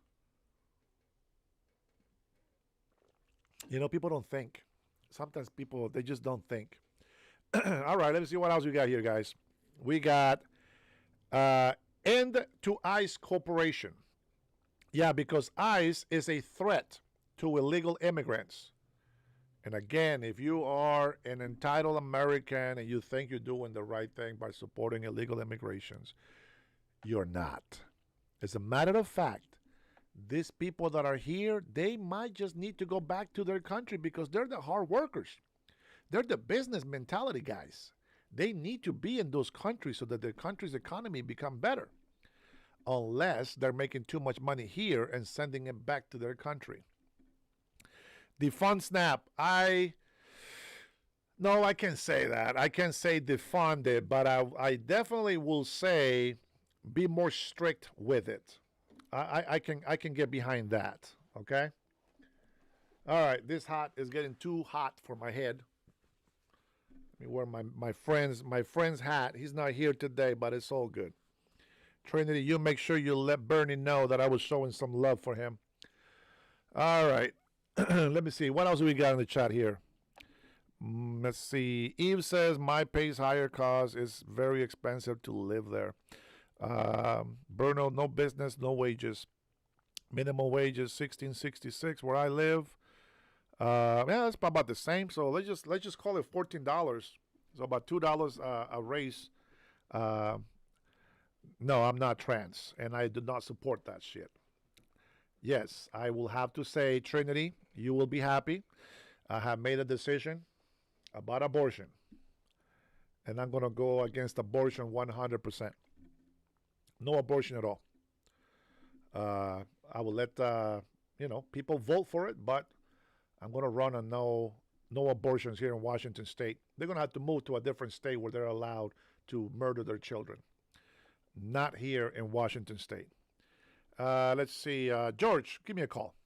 425-583-1155. I want to hear George.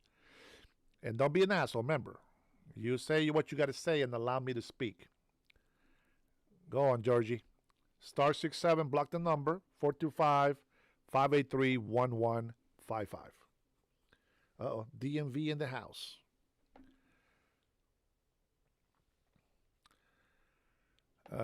Anyone shocked arguing how the SNAP benefit situation is horrible because how it affects you? It doesn't affect me at all, but I do know that there's people that need it. I mean, I've been in a situation where I've needed it, and it's there for Americans. It's an American benefit and residents, once they qualify, of course. But it's not for migrants. It's not for illegal immigrants. That's not how it works. Hey, I've been there. I can tell you that when I was homeless, sleeping in my car, I was working full time, and that's why I couldn't qualify for benefits. To be honest, it would have been easier for me to just work part time. I mean, because 50% of that is not going to be a big deal. But excuse me, but I would have qualified for food stamps. I would have qualified for free medical. And who knows, being homeless, they probably would have tried to find me a home somewhere. And that would have helped, with housing and all that stuff. So let's see. George, you going to call or what? No? Okay. Dave, you want to call? 425-583-1155. Put it in the chat. Let's see.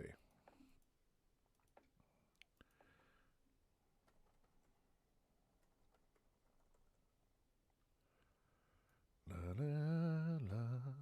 I know somebody tried to call when I was on the phone, but if I'm on the phone, guys, I can't pick up the phone, okay? I won't pick it up. Let's see. Bruno says it's not for people that can work, but that's what it is about. Yes, I just think that it needs to be regulated better. They like to talk about regulation on, gun control and all this stuff, but they really don't do anything to help with mental health problems. They like to encourage bad behavior. Like, what was that in California? They had a thing where if you stole something under $1,000, it was no big deal. Like, they wouldn't arrest you or put you in jail. I don't know if that's true, but that's what I heard. I think that's messed up. All right, who do we got from Los Angeles? Here we go. Thanks for calling. What's your comment or your question? Who's this? I'm about to hit the like button. Hit the like button. But don't forget. I already know, culero. What's up, brother? What's up, man? You guys don't know, but I know. I know. I appreciate the like, man. I appreciate the like. All right, let's see who's calling. A serious caller. Don't let this guy call again. All right, who's calling? What's your question or comment? Oh, no, you said to call. Well, who's it? George? Oh, George. Sure is. All right, brother. What you got? What can we do to help our country with illegal immigration?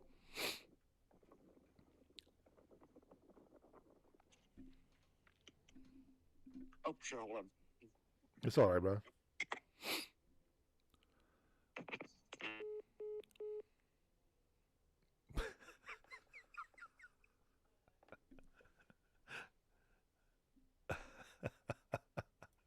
Hey, I didn't hang up.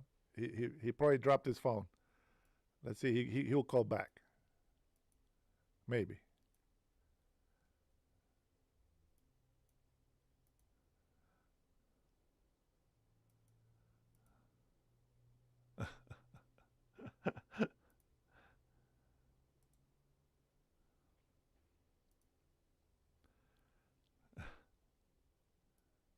Come on, George.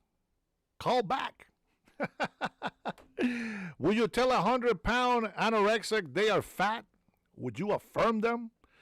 Some people probably do if they're anorexic themselves, bro. I don't put it past them.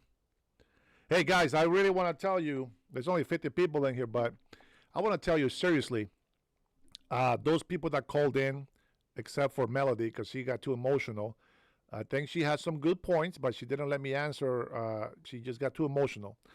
I understand the concern. I understand the emotional damage that it causes people when they see somebody else being thrown down. You don't understand what those people did. They were violent before. There's people that have been shooting at ICE, etc. But anyway, but for those who have called, who actually made a conversation with me, I appreciate you guys, man, because there were some valid points. Valid points, 100%. You see, you have to understand this. You can hear my tone, and you can hear the way that I'm saying things. I can only read what you put on there. So, if you call me like my friend that called in, it's, I know who it is, and they always troll me, but they're not evil towards me. Like, I can take jokes. I can take people insulting me. That's fine. I can tell you right now, there's 4 people in this chat that if we sit down and we talk, we're probably going to be cussing each other out at some point, but it will be all in good fun, okay? And I'm okay with that. But when people start getting all emotional, way out of control, that's not how it works, okay? Because what's going to happen is you're going to get very emotional. And I have this patience that is not much, by the way. And so you get up here and you do this, and then you start, what the hell is going on here? And then you started boiling my blood. And instead of having an actual good conversation, we're going to have an argument. Melody didn't let me talk. She just kept talking. The whole time I was talking, she kept talking.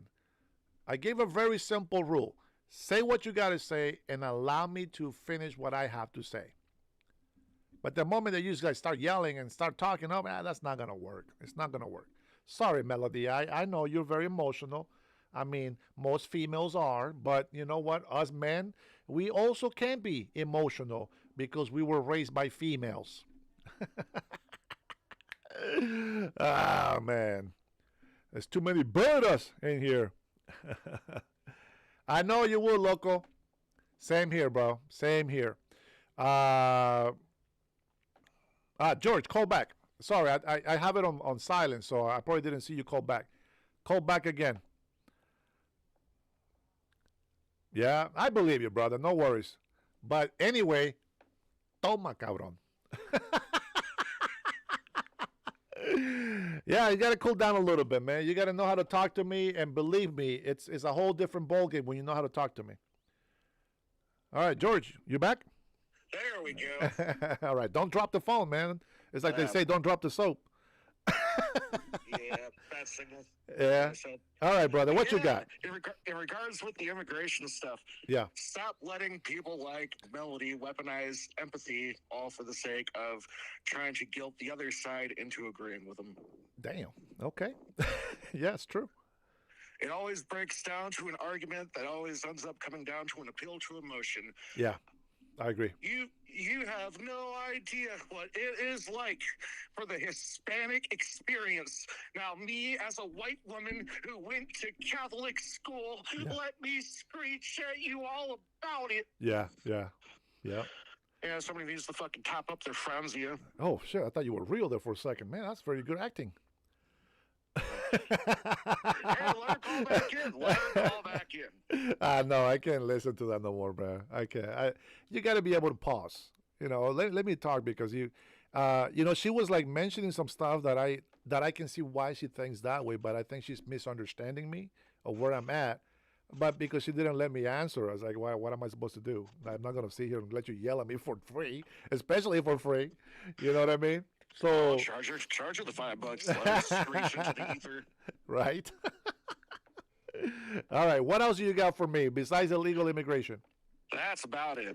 What do you think? Do you think that one more thing. Yeah. Femininity is not a character skin. So these men who put dresses on and call themselves women, pumping themselves full of hormones, it's not that effective. When you look at the suicide rates of people with gender dysphoria who don't transition, it's about 40%. Yeah. Now, when you look at the attempted suicide rates of people who do go through transitioning, it falls between 40 and 45%. Kind of makes the person scratch their chin and wonder, does it really actually have any kind of beneficial effect? Yeah. If the suicide rates roughly fall around the same. You know what I've been hearing, it's, you know, obviously for decades, but what I've been hearing is that, you know, men and women, we're different. We have different chemistry. We have different chemicals that make us who we are. You know, like for us men, you know, as we get older, we start losing some of that testosterone. Not all, but most men start losing testosterone, and we need that in our body. But our body is meant to handle that. Yeah, exactly. I'm in hormone replacement therapy. It's not to kind of pat somebody on the back. Yeah, and say, you're just messing somebody up. DSM is actually an identity. I mean, by that standard, when are we going to start counting schizophrenia as an identity? That's right. Yeah, man. It's just going to get worse. You can't stop it. Once you keep that ball rolling, man, it's just, you got to be harsh, man. You got to be, you're going to be the bad guy every single time for stepping up against stuff like that when it's been going on for so long. They try to make it a culture. That's what the problem is. Yeah, and I mean, shit, by that standard, you might as well count Melody's NPD as a fucking identity too. Yeah, you know, there was a clip. I don't remember what the names were, but there was this lady, right? That was he was with this one guy. on the news, and maybe after I tell you, you'll probably remember. But the lady was going off on this guy. He's from New York, by the way, I think. And he was going off and just yelling. And he's like, well, you know, men, you know, they don't live as long as women and blah, blah. She's going off on him. And he goes, yeah, because we have to listen to women like you. We just don't want to live. Oh, yeah, I've seen that clip. You know which one, right? It's like, I don't know exactly how it goes, but it's so funny that I'm like, that's right, lady. What was the issue that she had? Something about... It was something along the lines of married men or unmarried men and mortality rates or some shit. Yeah, like she didn't need men's money. That's what it was. She said, I don't need a man's money. He's like, you're getting the, what he said? Pension? Not a pension. What is it? Alimony. He's like, well, I got children. So you do need man's money. Okay, yeah, we get it. Georgie, thank you so much for calling, man. It's good to hear your voice, brother. Likewise. All right, man. Have a good one. All right, fine. I get 3 good ones today. All right. He's bragging about his delight. Get over it, Dennis. You sound foolish yourself. Thank you, Eve. Eve. Melody says she is rolling on the ground. Something. Listening to them, but they try to trigger like now the sexist BS, but when Dennis ignores the feminist woman, Georgie, be nice, be nice. You know, you never know. She might be going through menopause again. You know, there was a funny thing that, hold on, essay. There was a funny meme that says women, you know, they have to go through periods, they have to go to menopause, they go through all this little list of things that women, us guys, we don't go through. Only women, because you know the feminine body, it's got a lot of crazy shit going on in there, and this is why we protect them. Now we're gonna talk some shit back to you when you're talking a lot of shit, okay? And sometimes you might just get that slap right back just to bring you back to earth when you're trying to get a little bit too elevated and come back down, okay? But the question was, what do men have to deal with? Women are dealing with all of this. Well, my answer to that question was, we have to deal with you. And that, my friend, it's all of those problems plus my own I got to deal with. And homie ain't playing. Homie don't play that. All right, let's see. Who else we got in here? Let's see. Hello, friends. Rude statement. Hey, you got to be able to speak free. You got to be able to make a joke. You got to be able to be sarcastic. Have you been to a comedy club? Not that this is a comedy club, but when we're having fun, you should be able to determine when somebody's just having fun. Go on, hello. Call me up.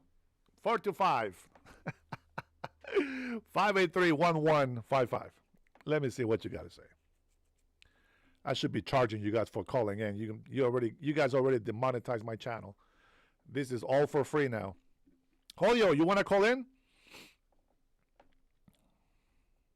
Hedio, Hedioligo, Hedio, man, Jedi. There you go, guys. Go ahead. Melody doesn't get to call. She's blocked. Too emotional, sister.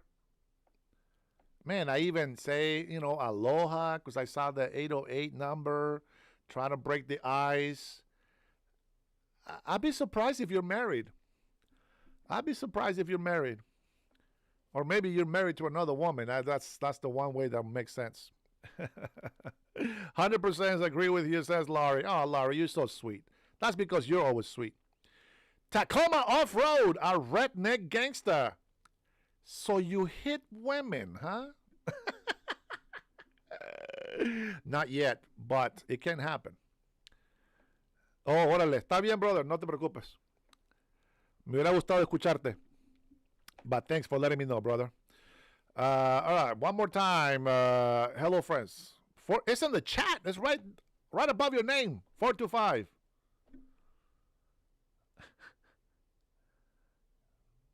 Nah, you're very welcome. Oh, me blocked.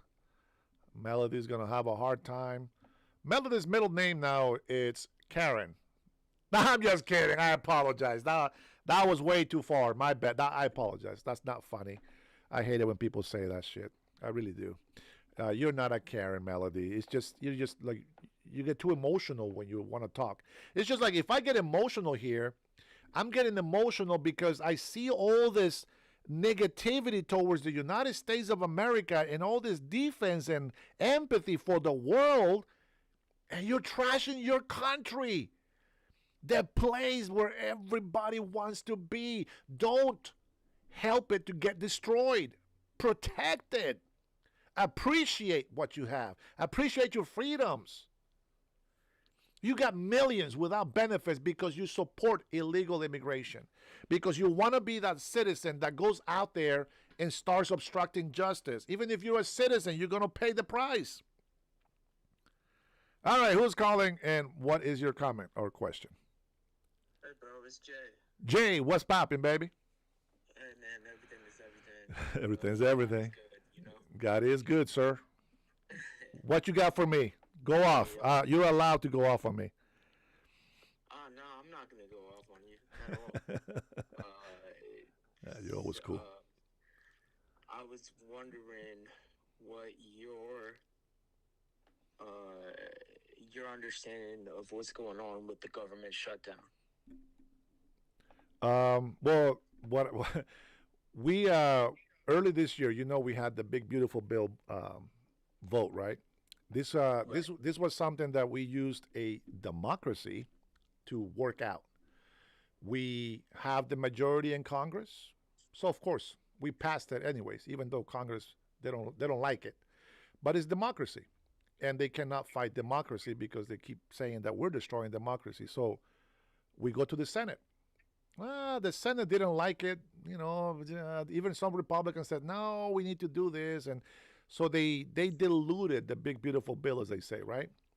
And then we passed it. Why? Because we had the majority in the Senate, and even the vice president was there to, make sure democracy was filled, right? And it was fulfilled. So the big, beautiful passes. Everybody's happy. The problem that I have with this government shutdown is that the same things that they voted for to pass the big, beautiful bill, it is the reason why now they are holding the American people hostage, so to speak, because they want those subsidies that were taken away from them with the big, beautiful bill. And it's not just $250 billion for illegal immigrants and subsidies. It's a lot of money that's going to these NGOs around the world, which in my opinion, since they haven't been able to track $26 trillion of our debt because of NGOs, I just don't trust them. I just don't trust them. But I did play that clip from Obama. Yeah? Right, go ahead. No. I showed a video of Obama, right, talking against Republicans when they shut down the government back in 2013, etc. And he was right. Well, Trump was a Democrat back then as well. And, he's right. So it's just, in a way, we're not even supporting Republicans right now. We're supporting Democrats that go by Republican. In my understanding, excuse me, sir, you seem to be a lot more educated than I. No, you're good. So what I always thought was it was because they don't want to pay. So it seems like there is this disconnect between, and I don't like the Democrats either. So don't get me wrong. Okay? Yeah, don't talk about party. Yeah, be a patriot. Don't pick a party. We want patriots. Don't worry, you're all good. What I'm trying to say is, it seems like they want to take Medicaid and SNAP away. Okay. If my understanding of the literature is correct, then it seems like that is what is going on. Yeah. There are a lot of people in this country that they work hard.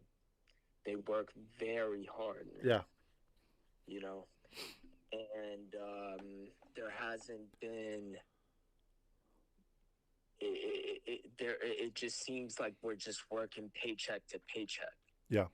We work, and maybe, maybe your point might be, okay, you got to invest in the stock market.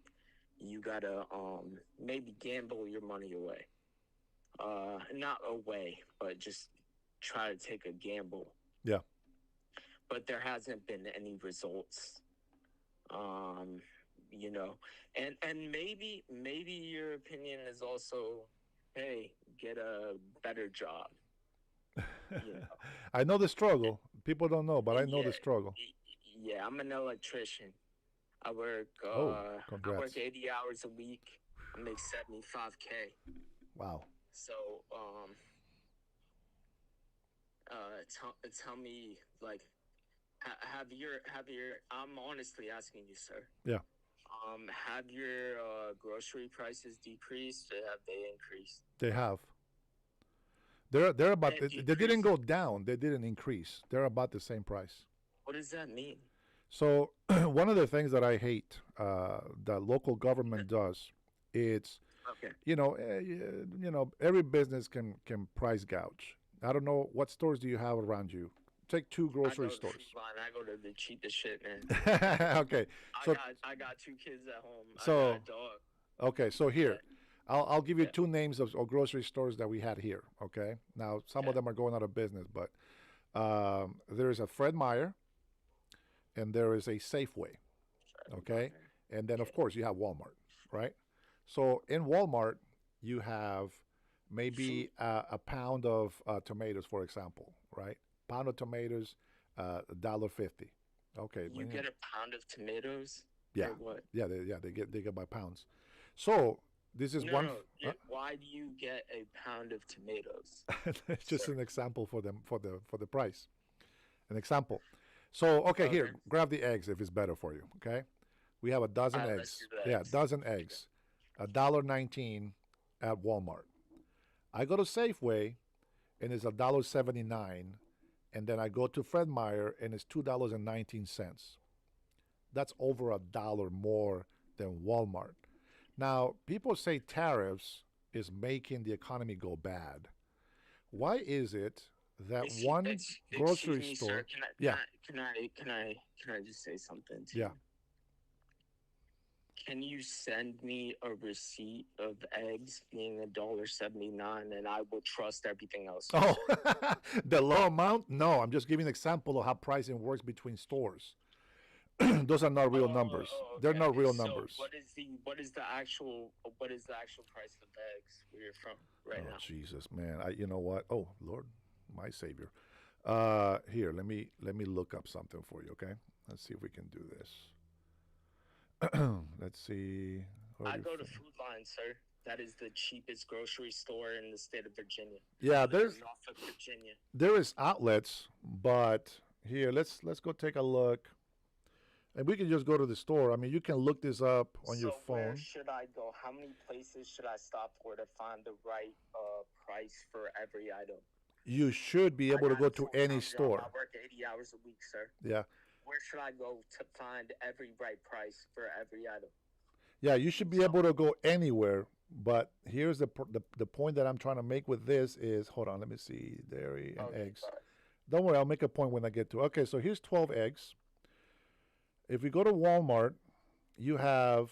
I don't go to Walmart, sir. Forget the name of the store. There is no Safeway. No, forget the name of the store. Or any of those grocery stores that you're talking about. Okay. I go to Food Line, sir. I know. I go to Food Line, the cheapest grocery store in this state. I understand, but the name, you see, Food Line doesn't exist over here. Tell me how I can. Okay, you know what I should do? Here, look, right here. Do you see the screen? I understand the point you are trying to make, but it's incorrect. And let me correct you very quick. Are you able to see the screen? I'm showing you the eggs. Receive right here. Oh, so now, this is what you guys do, huh? Now you wanna do the truth thing. Y'all eliminated truth. We don't know what to believe anymore. But I have it on a receipt here, sir. What you got? All right.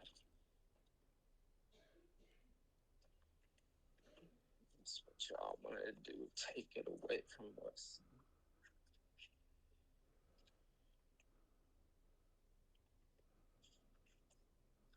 That's it.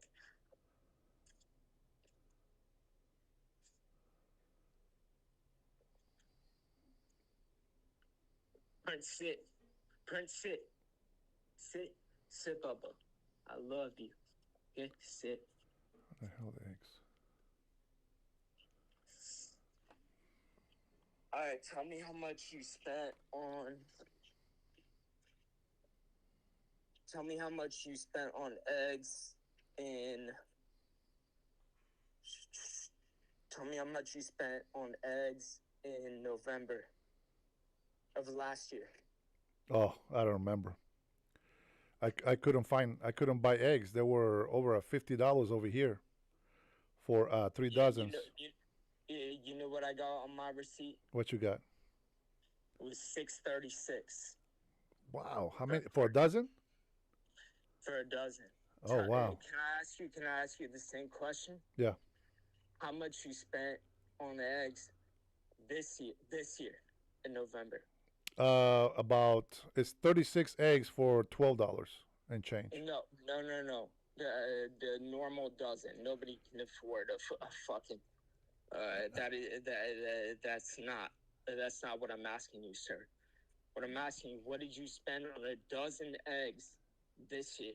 So it depends on which brand, but they go anywhere from $1.97 to. I can't afford all that shit. The regular shit. Listen. Okay, but you have to let me listen. Just listen. Don't stop me in the middle of my talking. 12 eggs from a certain brand is $1.97. From Food Lion in Northern Virginia. Excuse me, not Northern. I'm from Northern Virginia originally. Yeah, it's gonna be different for you than me. Yeah, in Norfolk, Virginia. Tell me how much you spent it. Tell me how much they spent. You can't compare prices like that because I'm in a different state. Why is that? Why is that? Because taxes are different for every state and city. Okay. Yeah. You know, so if you Youngkin, a Republican governor, yeah, is actually he gave SNAP benefits out to us. Yeah. And why do you think that is? Nobody else has SNAP benefits, but why do you think that Governor Youngkin gave out those SNAP benefits? I don't know. What do you think? It's an election year, ain't it? yeah, that makes sense. Ain't it? Yeah, I thought you had something deeper than the regular political. It's not deep. Than the regular political tactics. That's not deep at all. That's not deep at all. Yeah. What I'm trying to afford is groceries. Yeah. To take care of my dog. Yeah. To take care of my kids. Yeah. I went to school, sir. I went to school, sir. I did. I worked my fucking ass off. Okay? Yeah. I became an electrician. I work in the trades. I work in fucking hot-ass chimneys every fucking day. Okay. Okay? 80 hours a week, sir. You work double shifts? That's a lot. I work as much as I can. Wow. How old are you, if you don't mind me asking? I'm 33. Oh, yeah. Yeah, I worked 2 jobs until I was 46 years old. Yeah, and I'm not complaining about it.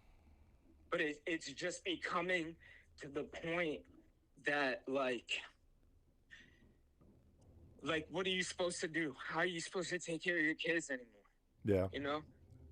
You got to change the way you vote. And it's neither one of the, it's not, they're all bullshit. They're all bullshit. I fucking hate Obama. I hate Trump. I hate all of them. Yeah. Because they're lying to you. And it's just like, if they lied to me too. So how much money do you make a month? You said 5,000? No, I make $75K a year. So holy shit, dude! We don't even make that over here. Yeah, man. I guess that might be a good amount, but Well, you pay more got taxes. 2 kids, and you got you're a puppy and a wife, and she works too, and that's okay. Like, her job's okay, but Wow. I'm not even gonna talk about. I'm not gonna talk about my wife's job. Yeah. But, No, you don't have to. Yeah, but That's crazy. Well, I can tell you right now, $1.97 for a dozen eggs is very cheap for us over here. And you know the average pay. Promise me one thing. Yeah. Be honest with me. Be honest with me. Yeah. I'll be honest with you as well, because I respect you, sir. I appreciate that. I respect you. Okay. Yeah. You honestly pay $1.97 for how much? How many eggs did you say? Yeah, I pay more at Costco because I shop at Costco. Yeah, it's. Oh, so you got a club membership? Yeah, all that stuff. I buy the big stuff. And why would you go to Costco if you're buying only 12 eggs? I don't. Oh, we eat a lot of eggs. We have a lot of people in the house. A lot of eggs. You got to buy the big cartons. Yeah, you gotta so buy the imagine big, this. So it's $1.97 for the big size. The cheapest 12 dozen. Like I said, it depends on the brand. But what you just said just negated what I just said. No, you're not listening to what I said. Yeah. Okay. Go ahead and explain yourself. Yeah. But what You did say you was were. just lied. You say you were going for the cheapest price, right? Talk to me. Okay, so there's different brands of people that sell eggs. They each have a price. So the point that I was trying to make. Should go to every. You should go wherever you want to go shopping. Every single vendor, and you just lied. How'd I lie? And you just lied, and everybody on this stream, they understand you just lied. How'd I lie? They know you just lied. We're not stupid. Tariffs are not We're a not tax. stupid. It's an introductory subcharge.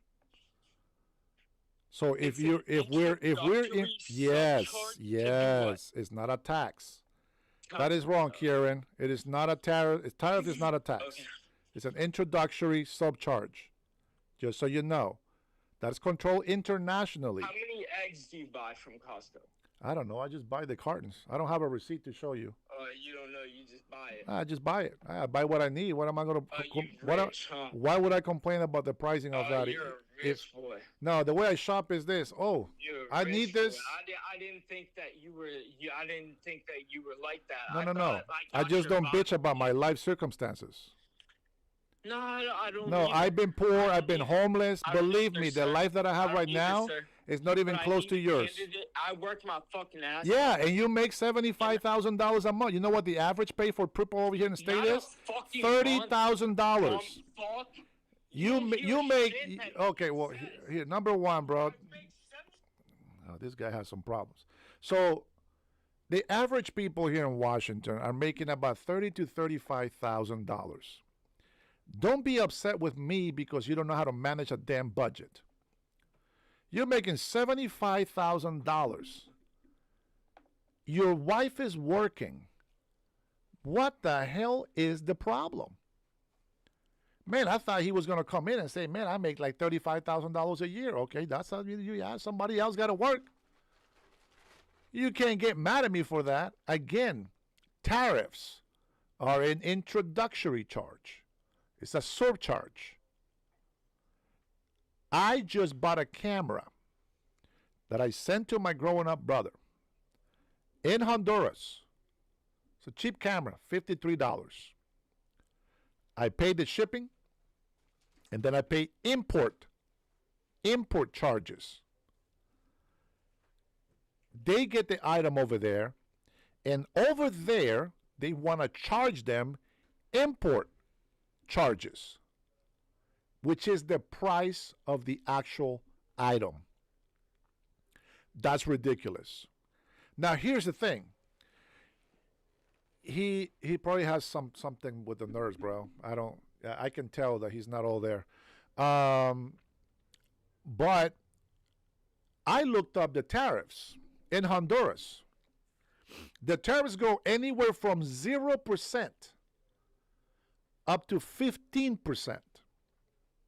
If you bring something from the United States of America, that's an introductory surcharge for import. That's your tariff. 15% of $50 is not $50. You see what I'm saying? So what I'm trying to tell the young man is, one, he should take his medicine. I didn't want to say that, but yeah, he should. What I was trying to tell him was that different companies, different grocery stores, outlets, they're going to sell similar items. Pricing has to do with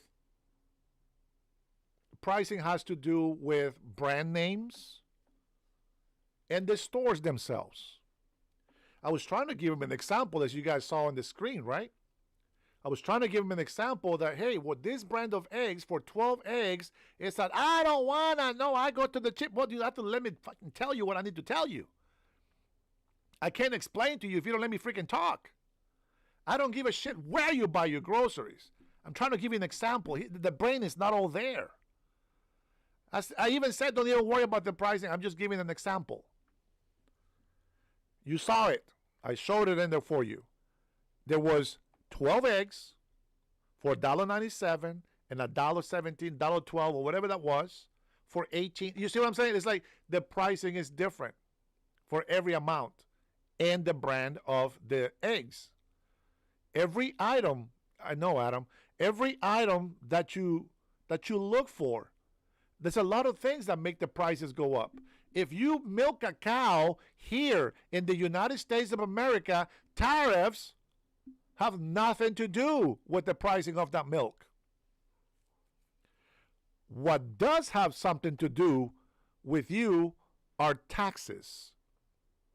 You get a business tax, you get a sub-tax, you get a sales tax, you get a regulatory tax, you get inspection fees, you get all kinds of shit that you have to pay as a business owner, but that has nothing to do with tariffs. That has everything to do with your local government taxing you. If you think that a product from China is worth your money paying tariffs, by all means, do that. But why not look for something to do here in America as a business? If you can't be a business owner, it's not your given right to be a business owner. Being a business owner it shouldn't be something simple. It's hard work, dedication. A lot of business owners, they don't have a day off. And sometimes they don't even make what this boy makes. He's not a kid, he's in his 30s, but you know what I mean. $75,000. Brian, he should be rolling in the dough. But he says what? I got 2 kids. I got a dog. Well, you wanted 2 kids. You wanted the dog. Well, he's a burden now. You got to buy food for the dog. Okay, well, you say you wanted it. I say I don't want a dog. I love my dog, but I didn't say I want a dog. I don't want the compromise. And the wife wants a dog. She has to pay for her food. Right? So that's just the way it goes. And so I'm trying to get to the point where if I go to an APM, an ARCO APM, and I go and I buy a pack of gum for $1.75, and then I go to a Chevron convenience store, they're selling it for $2.25. That has nothing to do with tariff. That has nothing to do with doing business. But they put the price on the merchandise because they are charging you a convenience fee. They buy a lot of cases of water from Costco, and they sell it at $1 to $2 a bottle of water. And how much do you pay for the whole 32 case at Costco? You paid about less than $5 for 32 bottles of water at Costco. If you think that's cheap, well, my point is made even better. I think it went up. But the thing is that at the convenience store, they will sell it by the unit, and they will make money.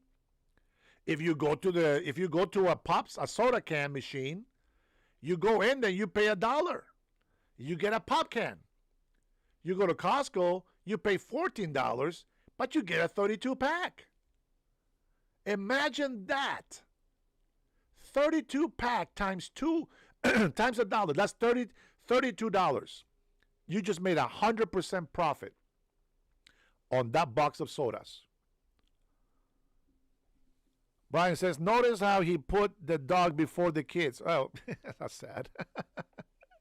That's sad. Let's see. Oh, here we go. Here's something.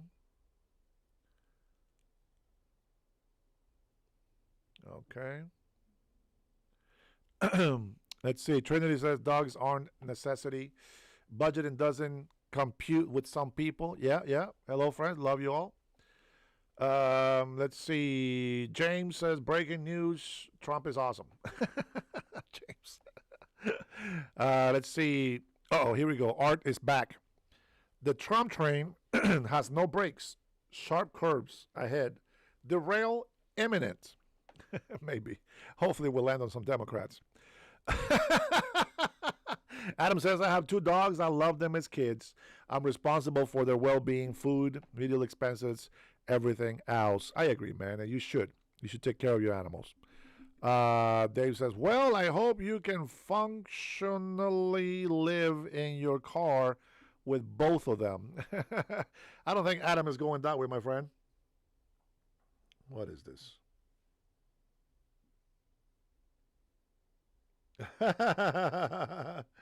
Thank you, sis. Thank you. All right, we got 40 people in the chat. We're going to go ahead and take a break. And I will see you guys later today. I will try to be on time at 5 o'clock. I will get something started for you. I'm going to grab some lunch, take a little break, and then we continue the chat. Guys, I want to say, from the bottom of my heart, thank you guys for calling in. Thank you for your support. Thank you for your questions. I got a few calls in here that I did not think it was going to go that way. But there's actually a lot of smart people on the chat. It's just a lot of times when I read the comments, I react a certain way depending on what the words that they're using. And of course, I'm going to read it the way that I read it. So piece of advice, when you talk to somebody, if you really want to just talk it out and try to understand each other, remember, the goal of a debate is not to change the other person's mind. It's just trying to understand where they're at. And once that point is made, if somebody decides to change their mind, by all means change it.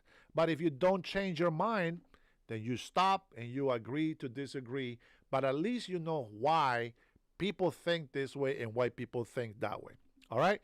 So I want you guys to understand that. Brian, you're awesome. Thank you for your support. Adam, you are also amazing.